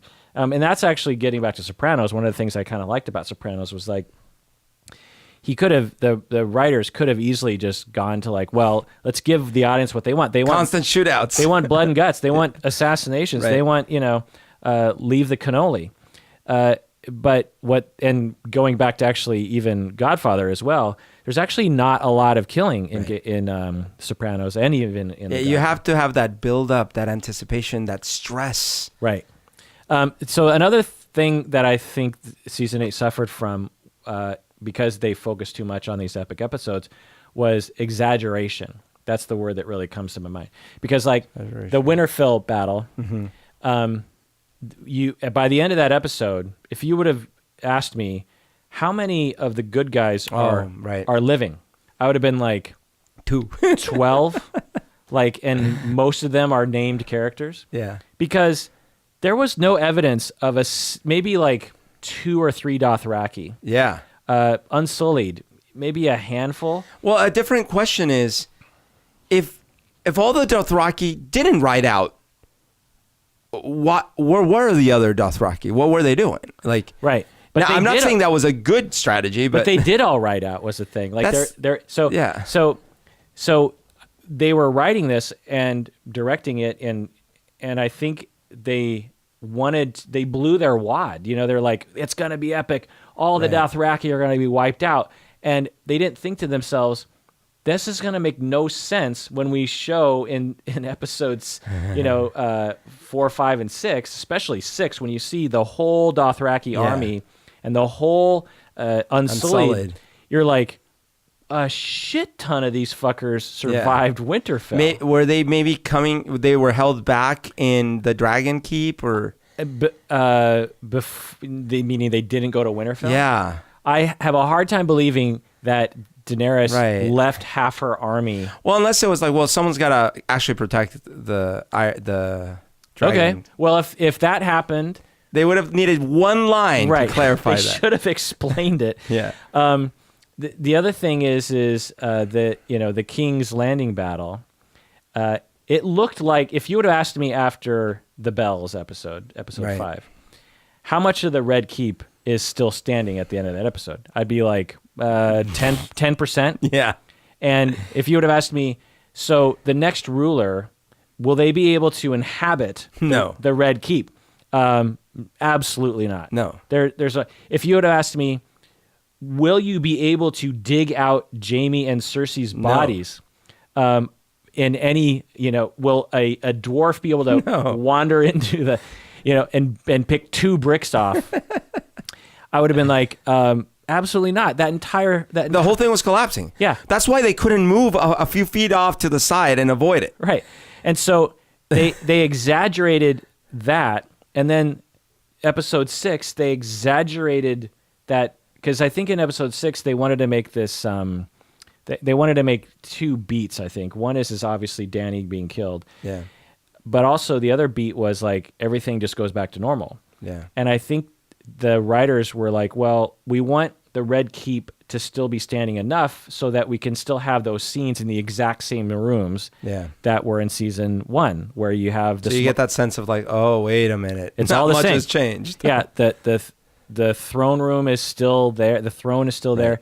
The small council room is the same. The table's the same. The chairs are the same. Same concerns, same problems. Yeah, it's the same. And okay, great. You can't have both. You know what I mean? You can't have all the Dothraki get killed, and the Dothraki also survive, again, unless you have a line that said we left some Dothraki behind. There was another thing that was really weird, which was when Jon kills Daenerys. From that moment to the moment where Tyrion is standing sort of on trial in front of the half circle of people, how long do you think was supposed to have passed in the show? From the time that Jon kills Daenerys to the time where Tyrion is brought out by... They said in the show it was weeks. So how is that possible? Because the news of what happened would have had to travel north, hopefully via Raven or something. I don't know who sent the Raven. Who would send the Raven? But somehow the news traveled north. They would have had to react in like, oh, wow, that's terrible. We need to gather all our forces now, prepare to travel all the way south with all our forces, bring food, bring all the things. That's not a matter of weeks, man. That could take 6 months easily. Like, we think nowadays like, oh, sure. But this is they had surrounded the city with all their northern forces. Right. So because David wanted to get past the fluff and get to, the main scenes, they fast forward. Now, what I will also say is, as a reader of the books, more than once, I'm here to tell you that he's written 5 books. Books 4 and 5 are not very interesting. There's some interesting beats for sure, but book 1, Game of Thrones, that's the first book in A Song of Ice and Fire, is a masterpiece. Book 2, pretty good. Book 3, okay. Book 4 and 5. So George Martin starts to go in this direction with the series where it's not clear that how he's going to be able to wrap it up in 2 more books. It doesn't seem possible the way that he's actually writing it. Think about, so in the books, we leave off with Jon dead. Mm-hmm. So from that, how would you write in 2 books the rest of the story?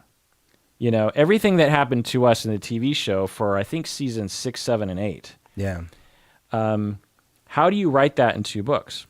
They're 1,000 pages each. And he tends to focus on people who aren't really central to the story. Like obviously he has point of views of each chapter is a different point of view character. So you have Tyrion, just chapter, whatever, Tyrion. And then the whole chapter is just from Tyrion's perspective. You don't see anything that Tyrion doesn't see. The next chapter, Sansa. Next chapter, Arya. Is that the whole series is like that? Yeah. Oh, okay. So it's never a God view. And it's told from their perspective. Yeah, but it's not first person, but it's kind of from their okay, so perspective. Sansa walked to the window and Right. noticed that. Right. Okay. And the story, and George Martin has even said this, that the part of the interpretation is that these point of views are not impartial. Mm-hmm. That people know things based on how they think they know them, or it has been told to them, but it might not be accurate. So there's no narrator that knows the truth. Everyone is just perceiving the world from their point of view. Interesting. So there's certain things like prophecies or whatever, that character could remember it wrong. Cersei remembers the prophecy, da-da-da-da-da. Yeah. It's like, well, she could have mistaken the prophecy. Right. You don't know. And so there's no way to know really what's that's happening. Interesting. And Which in the show is different because you get the sense that there's a truth. right. And in the books, so people are like, this is, they got away, D&D got away from George Martin. I'm here to tell you, thank God they got away from George Martin. If he wrote, if they made the TV show exactly like book 4 and 5, we would have Catelyn. Catelyn lives as a zombie, by the way. Right. So just take that in for a second. Catelyn is wandering the wilderness. She has followers. She's Lady Stoneheart or something. And she's like getting revenge. Uh-huh. So just imagine, and she looks like she died in a river and partially rotted or something. Yeah. So imagine that one. Okay. Now also imagine that Sansa never actually makes it to Winterfell. She's still in the Vale. And someone that looks like Sansa has been sold as Sansa to Ramsay. So we have a whole other character that no one cares about. Sansa has basically dropped off the face of the earth. She's just by the end of book 5, she's just like a non-entity. Okay. And we have this whole new cousin of Sansa who kind of looks like her. And they've deceived Ramsay into thinking it's Sansa. And you have like characters in Dorne. You have random Targaryens that are also being introduced that no one cares about.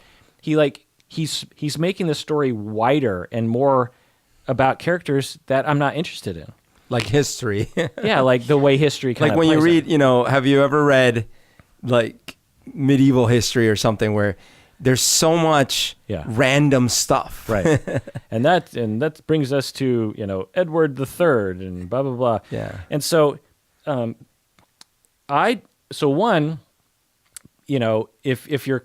you got to give D&D props for actually making an entertaining show out of a story that's actually not that entertaining, particularly toward the end of book 4 and 5. And if things go according to trend, books 6 and 7 are not going to be very interesting. He's written 5 books? Yeah. Okay. 2, he might not ever write those books. They're from the way he's talking, I think book 6 is almost done, but he's not that young, and he writes his books over the span of several years. Yeah. And he doesn't seem to actually care that much. So I don't know. There's just a lot of criticism, like, oh, they got away from George Martin. It's like, if you read the books, believe me, there's some really great things that they did by getting away from George Martin's writing. I totally believe you there. What I do think they miss in the process, and they may not have had the source material, so what could they do, is when you have a rich background of a whole book, then things feel more filled out.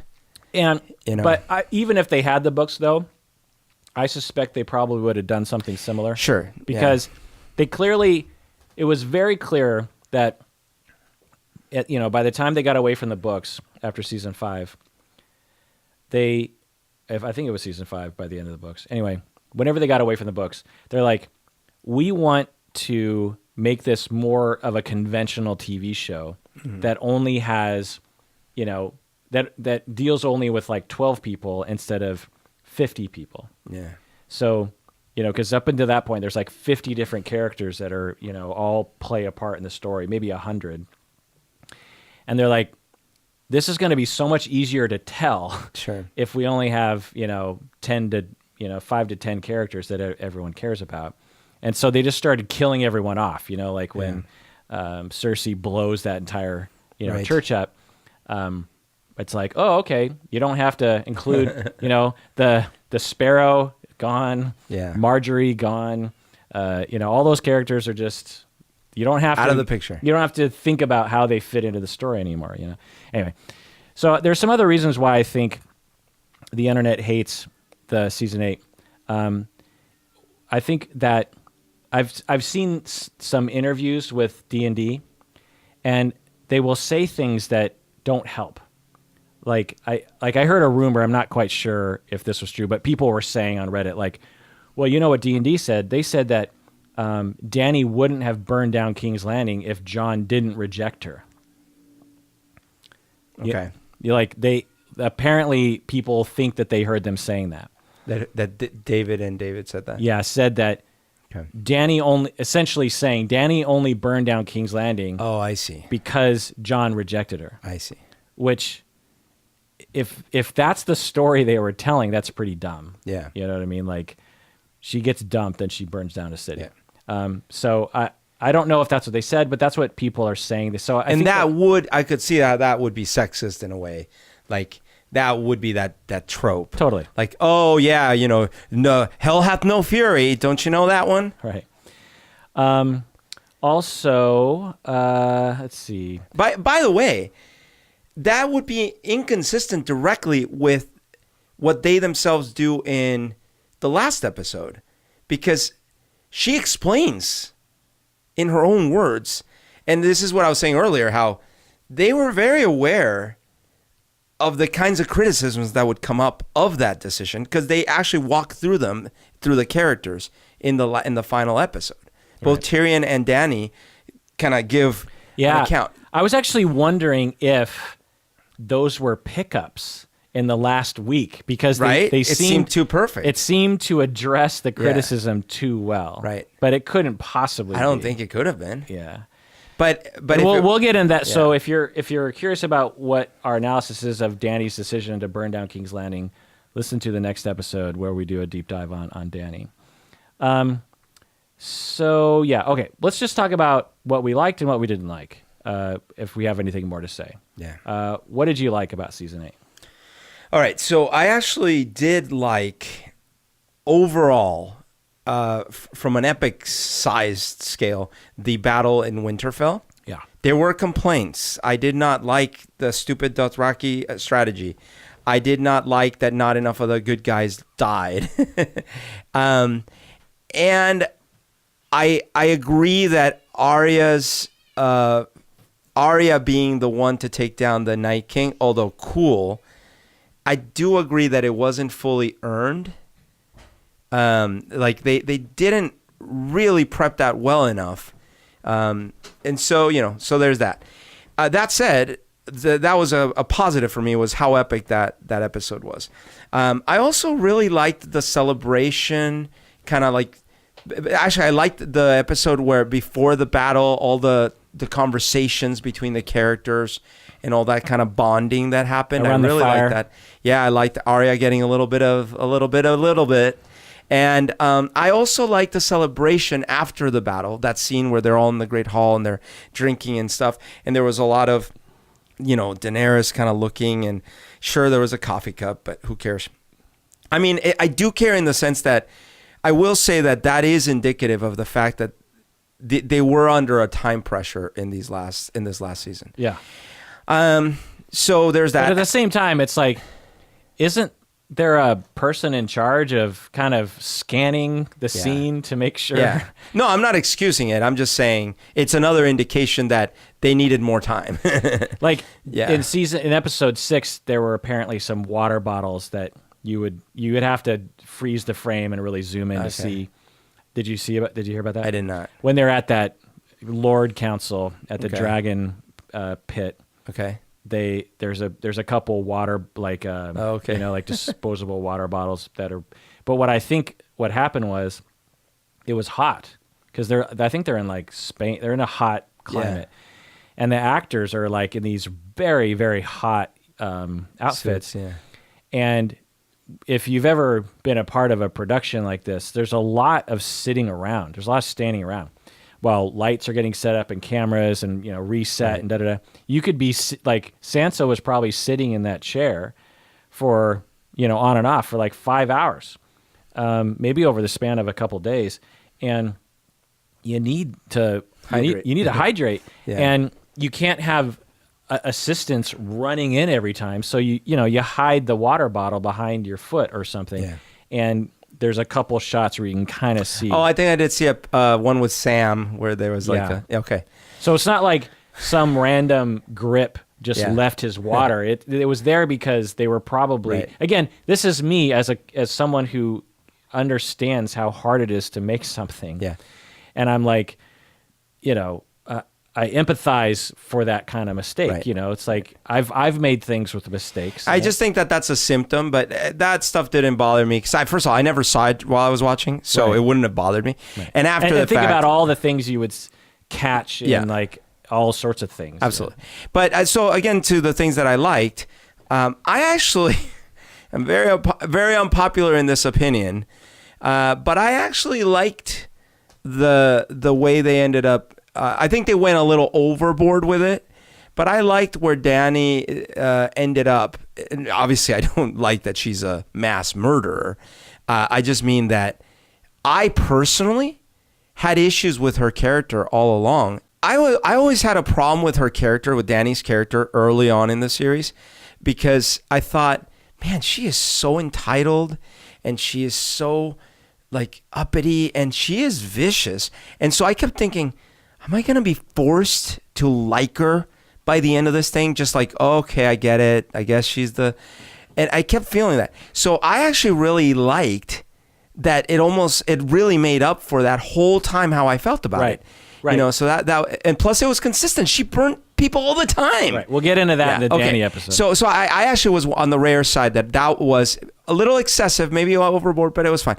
I also didn't have a problem with the Jaime. I actually liked that they kept Jaime complex and not a little simplified Disney prince. I also liked how they died. A lot of people wanted a more epic death for Cersei. Right. And I'm like, talk about fan service. Yeah. She's not a warrior. Right. You know what I mean? She's not going to... She's going to, bam, take down the dragon. Yeah, she's not going to grab a sword. Like, I guess a more fan servicey death would be as if Jaime stabbed her in the back, like he killed the Mad King. Well, because I certainly thought one way the thing could have gone is they unfortunately still managed to the dragon assault fails because they used the green fire or they used the stupid super big arrows or whatever. And Cersei basically is going to win this thing in the horriblest way possible. And then Arya. And I was thinking Jaime was going to have to like make a decision, right? Right. So that would have been interesting. Yeah. For sure. It wouldn't have fit the overall arc, which is Dany's rise to power and then Jon killing her. Yeah. So that would have been an interesting story, and I thought that might actually happen too. But this wasn't a. But to me, Cersei dying, I liked because that's what the story was. Yeah. You know, like I wasn't sitting there going, so that's how Cersei dies. Like I was just going, whoa, she died. You know, I was just, oh my God, Jaime still loves her. That's interesting. And on to the next scene. You know, I don't sit there and go like, I don't know if this scene. Right. You know? I also really liked two things about when the Hound and the mountain square off. Yeah. I didn't particularly like that the Hound had to go find the mountain to kill him because I felt like, well, anyways, I just felt like, well, if you're going to go down, why not just fight? And then if you run across the mountain, sure, try to kill him or whatever. But fine. Once that was going to happen, I really liked their battle. I thought their battle was freaking cool. Yeah. It's hard to make a fight scene entertaining to me. Right. And it's also hard to make a fight scene seem consistent with the characters' fighting styles. But they really did. Yeah. With the two of And them. and his strength level is a little inconsistent because one minute he squashes someone's cranium with one shove, and the next minute he's trying to beat up his brother and failing to do so. But his brother is tough in his own. I mean, in the show they don't really emphasize how large the Hound is. Like the Mountain is a very large, strong person, but the Hound, his brother, is almost as big and almost as strong in the books. In the TV show, he looks like he is large. The Hound, but the Hound doesn't look that large. Yeah. Well, but then the other thing I loved about that whole part was right before the battle, because you can see Cersei, like you can sense the level of stress she's under in that moment when she realizes she's about to die. Yeah. And so she just slinks away, and you're like, and of course you hate her character, but you can relate to that fear she must be feeling for her life, and she just can't even look at them. She just like walks away as fast as she can. Right. I thought that was very, very well done. So there's a lot of details like that I actually really did like. I thought the whole Varys thing was actually great. Yeah. I mean, I didn't like that he died. I loved his character and all these things, but what else would happen? She's already burned people left and right. Why wouldn't she burn him for betraying her? I kind of wish that story, again, if they had more time, was a little bit more drawn out. Like, I could have seen a story where Varys is being, real smart and sneaky, but somehow Dany is smarter, or even Tyrion is smarter and figures out, wait, I think Varys is trying to poison her. Instead of just a scene where they all see him talking to Jon. Well, instead of a scene where Varys just tells Tyrion, I'm going to try to kill Dany. And instead Tyrion like slowly figures it out. That's the way the old seasons would have gone, but again, it would have taken too much time, I guess. Yeah. But well, there's that, and also the resolution of that was not the way I was expecting it. In that he gets burned alive because he betrayed her, right? But Tyrion, in that moment, should know that there's at least a 50-50 chance that he just made a mistake, right? But he sort of doesn't put any plan in action to try to... I don't think it's 50-50. I think Tyrion was very hopeful and believed, because he had seen her good side. He had seen Dany's good side. And I think that he was worried for sure, but I think he thought he could convince Dany. I think that was I think that was one of the threads that they were trying to demonstrate through season 8, was that Tyrion believes he can convince people of things. Yeah, okay, that's fair. But when you watch, look, he's followed the other guy had been her advisor and followed her for a long time now. And when you watch that, instead of like a quick death, like fine, you betrayed me, you're dead, right? She has the dragon burn him alive. I mean, that's a level of viciousness, Right, and. So for he's sure, in denial for sure, right? Well, I don't think so. So as I was watching the show, even with more information than Tyrion does, because I've seen Daenerys across the Narrow Sea in scenes and seasons that Tyrion has never seen. I didn't know. If you would have said, do you think Daenerys is going to burn King's Landing? I would have been like, I don't know. I mean, I guess I could see maybe, but I don't think so. Why would she burn it if she manages to win? If you said, so I wasn't. Well, didn't know. But this is where, like, the guy's supposed to be super smart, Tyrion, and it's not that Dany found out that someone was trying to sell secrets to Cersei or something. Dany found out that now people know that she's not the rightful heir, number one. And number two, that they're afraid she's going to go crazy. And to demonstrate she's totally cool and balanced, she burns this guy alive with the dragon. That's not why she killed Varys. Well, she killed him because she betrayed her. Right. But she knows exactly why and how she betrayed her. Yeah, but it doesn't matter to her. I mean, it matters to her kind of, but the main point was was conspiring against her. No. That was the surf. That was like the ripple on the surface, because she knows now. She even says it. She's like, now everyone knows. Right. And this has caused the problem. This is why she feels so alienated. This is why she feels now the West is useless to me. But that's not why she killed Varys. No, I get that she executes him symbolically because, hey, you betrayed me, I got to execute you. No, it wasn't symbolic. She killed him because even if it had nothing to do with that, let's just say Varys had some other loyalty to some other random person. He was a trusted, very close, he was like basically second in line to the hand, and he committed absolute treason. And that's what kings and queens did back then. One, if there was a problem, you got killed. Now, in a vicious way, But that's the point. Like, so when Ned Stark shows like, hey, you can't show mercy. Sure, you behead the guy. It's terrible, but it's done, right? But think of the trauma in those last 2 minutes of his life of seeing this gigantic head rear up, and you're going to be burned alive, and then you're burned alive. Yeah. And everyone's watching it. Yeah, so it shows us and to Tyrion that Daenerys has a dark, powerful, dominant, burn them all mentality as a part of her. But to me, I don't think it was irrational for Tyrion to think that there was a possibility that they could overthrow Cersei and not have to burn King's Landing to the ground.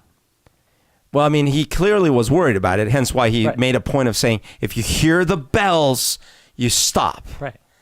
Right. So I don't think Tyrion was stupid to hope that could happen. No, I don't think he was stupid to hope at all. I just think I was surprised that didn't give him more pause at that point. But what choice did he have at that point?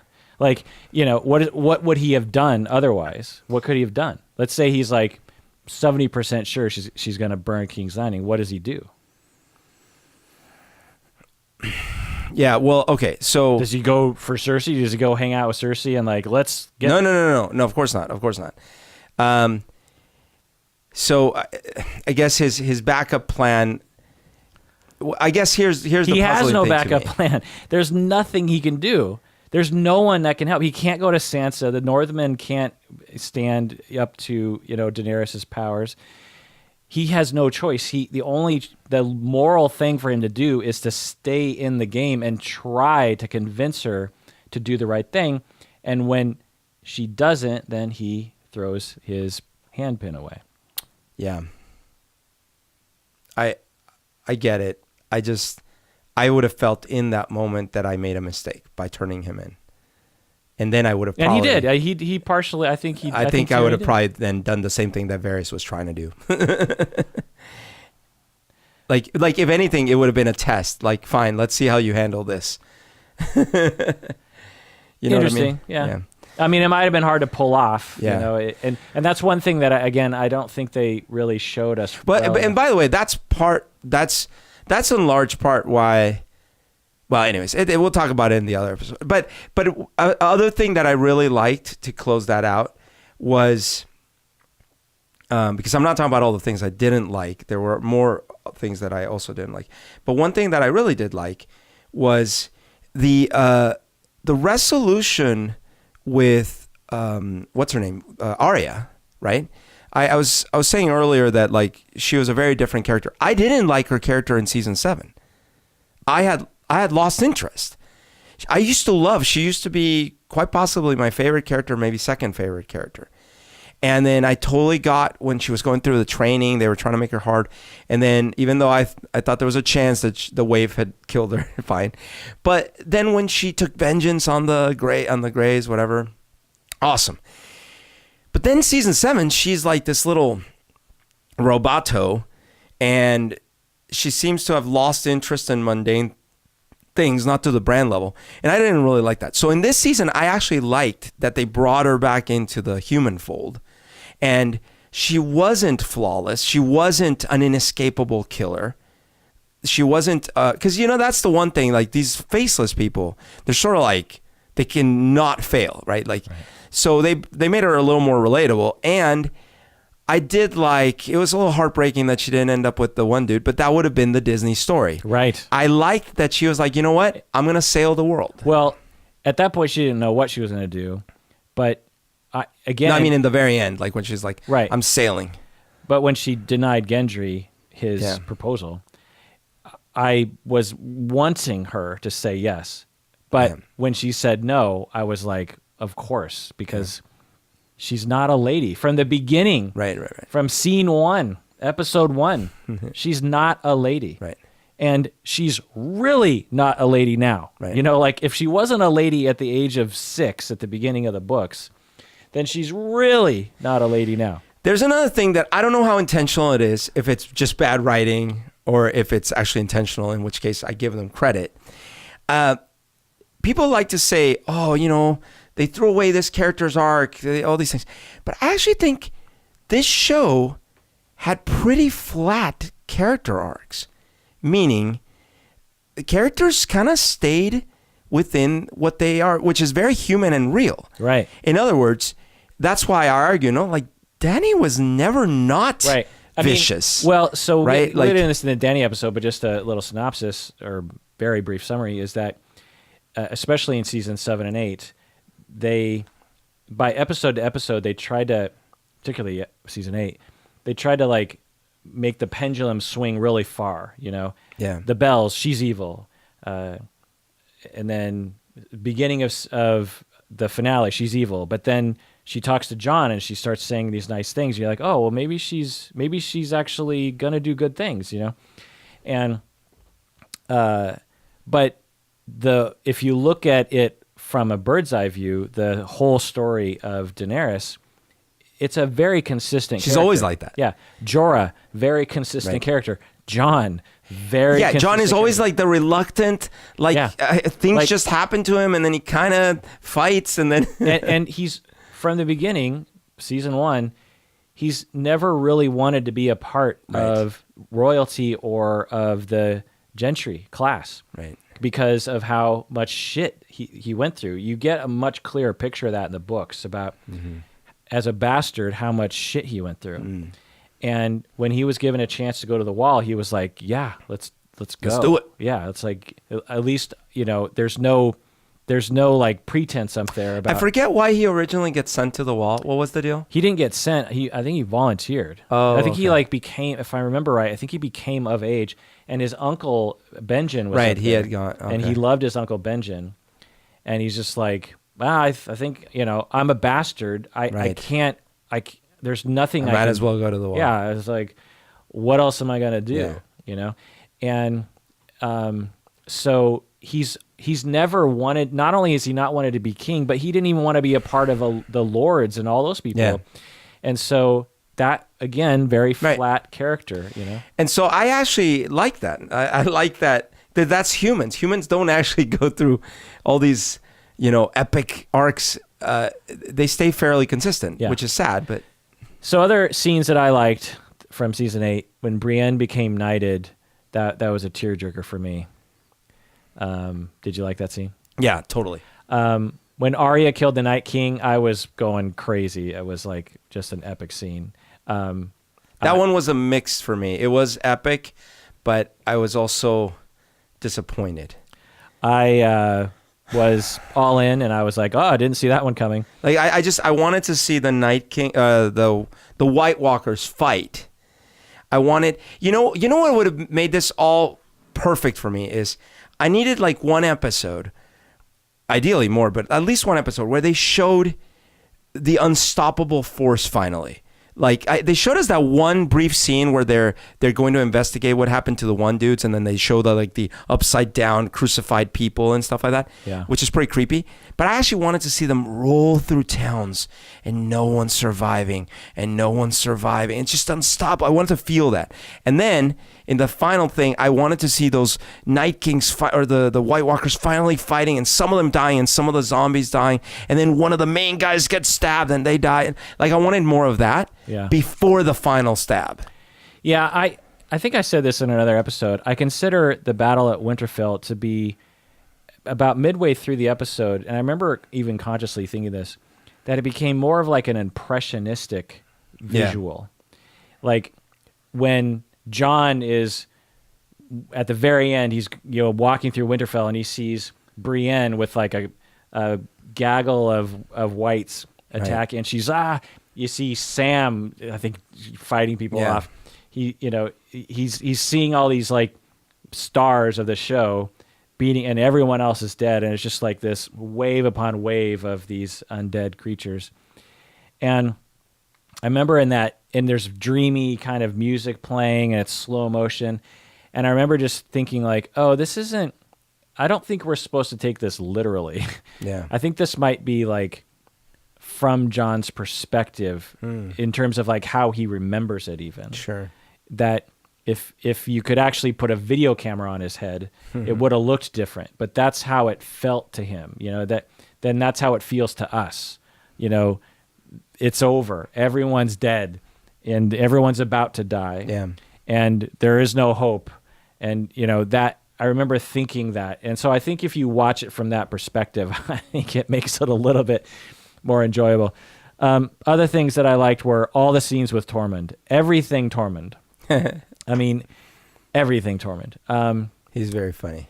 The tension of the battle at Winterfell was intense. I mean, you could quibble about different scenes or choices that the writers make about the Winterfell battle, but you got to admit, man, that was a tense. It was tense. Well directed. The whole season, it's got to be one of the best directed, best produced TV show season of all time. Like, the CGI. Yeah. There are so many ways to screw up a CGI dragon. Oh, totally. Or a CGI enhanced battle scene. There's so many ways it could have been screwed up, and it was seamless. I mean, there was, and it was really, it felt epic, and it felt unstoppable. It felt like there was so many moments where I think we talked about this earlier. I think they might all die. Yeah. It felt really hopeless. I loved the scene where they all laugh at Sam suggesting a democracy. Yeah. Even Sansa laughs. Yeah. I just thought, yes, that's a George Martin thing. Yeah. Because through our 2019 eyes, we're like, oh yeah, democracy. Because when Samuel said that, I was like, are they going to actually do this? Because that's very weird. And then everyone starts laughing, and even Sansa laughs. And I thought, yeah, of course. These are ladies and lords who do not care about commoners. They equate commoners with horses. One guy's like, what am I going to let my horse vote? So I thought that was... And yet, we see the beginnings of progress towards okay, well, can we at least kill the bloodline thing? Yeah, but, you just know that's not going to help at all. You know what I mean? Well, especially... Because like the Roman Empire, that's what it was. Yeah, totally. Well, and I guess it's only a matter of time before someone starts making a claim based on blood again. Right. Like, this guy's not really blah, blah, blah. Well, what they'll say is, my son happens to be the best choice. Yeah. And then there'll be more wars. Yeah. And that's the other thing that I liked about it was that in the end, the final scene, correct me if I'm wrong, is Tyrion talking with his people, and they're arguing about things. It's not the final scene; it's the final King's Landing scene, because then the show ends with John walking into So the final dialogue, is Tyrion just going back to the administrative bullshit. Same BS. Yeah. And everyone's fighting, and the Master of Coin is already corrupt. There's already problems, and I just loved that because I wanted. It's just a funny way of putting it, but I wanted to kind of stick it in the face of people who wanted a Disneyland ending. Sure. I was like, Game of Thrones is not going to end nice. I mean, like I said, I'm surprised that Jon lived, Right. So it's actually close to what I thought was going to happen for a long time, except that I thought, and in a way, it is literally what happened, because Tyrion is essentially in charge. But I thought he would literally be in charge, but they would form sort of he'd be like, look, we got to have a council. Like, yes, fine, I'm the king, but we need a council, and we got to stop fighting, or something along those lines, So it kind of ended close to what I thought they were going to do. I didn't know how it was going. I thought I even had money in Vegas on Yeah. Daenerys being on the throne. Well, sure, but because I guess I thought the show is called Game of Thrones, so I thought, well, and it is based, it's sort of like historically based, so there is this chance that the most powerful person wins the throne, like clearly. Yeah, But I thought, what I thought would happen by the end of like episode 1, and they started sort of hinting at things that might happen. I was like, I bet you Dany will win. She'll be on the throne, but then somehow she'll die. Her and Jon will die, like maybe trying to save the world from some other thing, and then their kid will rule. Like in my head, I was thinking. Because they had sex, I thought they were gonna have a kid. Well, I actually thought it was gonna be a little different arc for her, because I thought, when she was in Marine or whatever, and she actually was happy, and she was like getting to be a queen of people that loved her. Yeah. I thought what was gonna happen is they were gonna somehow beat the White Walkers, and if she survived and all these things, she was gonna be the ruler, but she was gonna say, like, I don't want this, like. These are not my people. I'm going back to Marine. And that's what's going to leave Tyrion in charge, because Jon would have been dead by then, in my mind, right? Oh, yeah. But anyways, the point is, I always thought Tyrion would finish being in charge, and they would have like a little different system in place. And so I wasn't wrong on that account. I just didn't realize, of course, all the other stuff that was going to happen. So final word is that I guess I'm not crazy or stupid or have no taste. Well, you are, but not because of this. I just happen to like something for all the reasons. If you didn't like it, or even if you just, somewhat didn't like it, I totally get it. There are things like I don't like Avengers Winter Soldier or Captain America Winter Soldier. Everyone else loves that You're movie. crazy and have no taste. Well, the most stark one, excuse the pun or play on words, is I didn't like Roma. Everyone loved Roma. I mean, I think it's like a 99 or 100% on Rotten Tomatoes. All the Oscars, all my friends, everyone loved it. You loved it. My wife loved it, and I was like bored about the first 20 minutes. I was like, oh, interesting, kind of an art film. I like that. And then after a while, I'm like, so when am I going to be interested in these characters? It's just so funny because when we did that episode, you had asked me to watch it. And so while I was watching, I'm like, oh, I could see why Kirk loves this.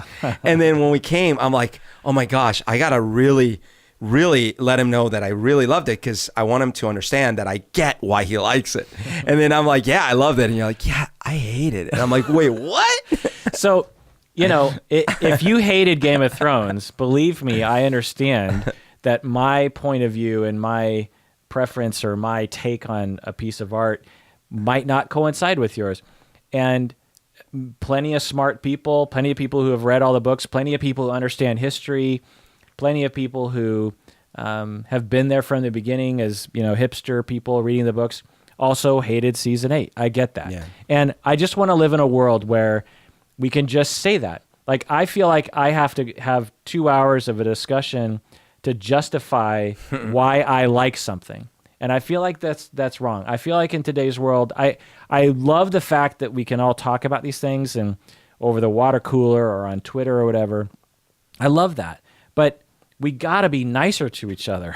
We got to be like, man, for me, I did not like season 8. For me, I wish the writing was different. Right. Instead of statements like, the writing was criminal. These are narcissistic statements.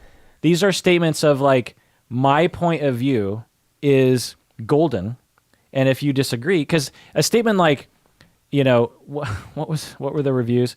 Let me. I've done stuff like that. The writing this season is simply inexcusable. Yeah. So a statement like that, I just have to say, is immature and narcissistic. It's normal. I'm not saying it's pathological, but it implies through the, mansplaining that any other point of view is wrong.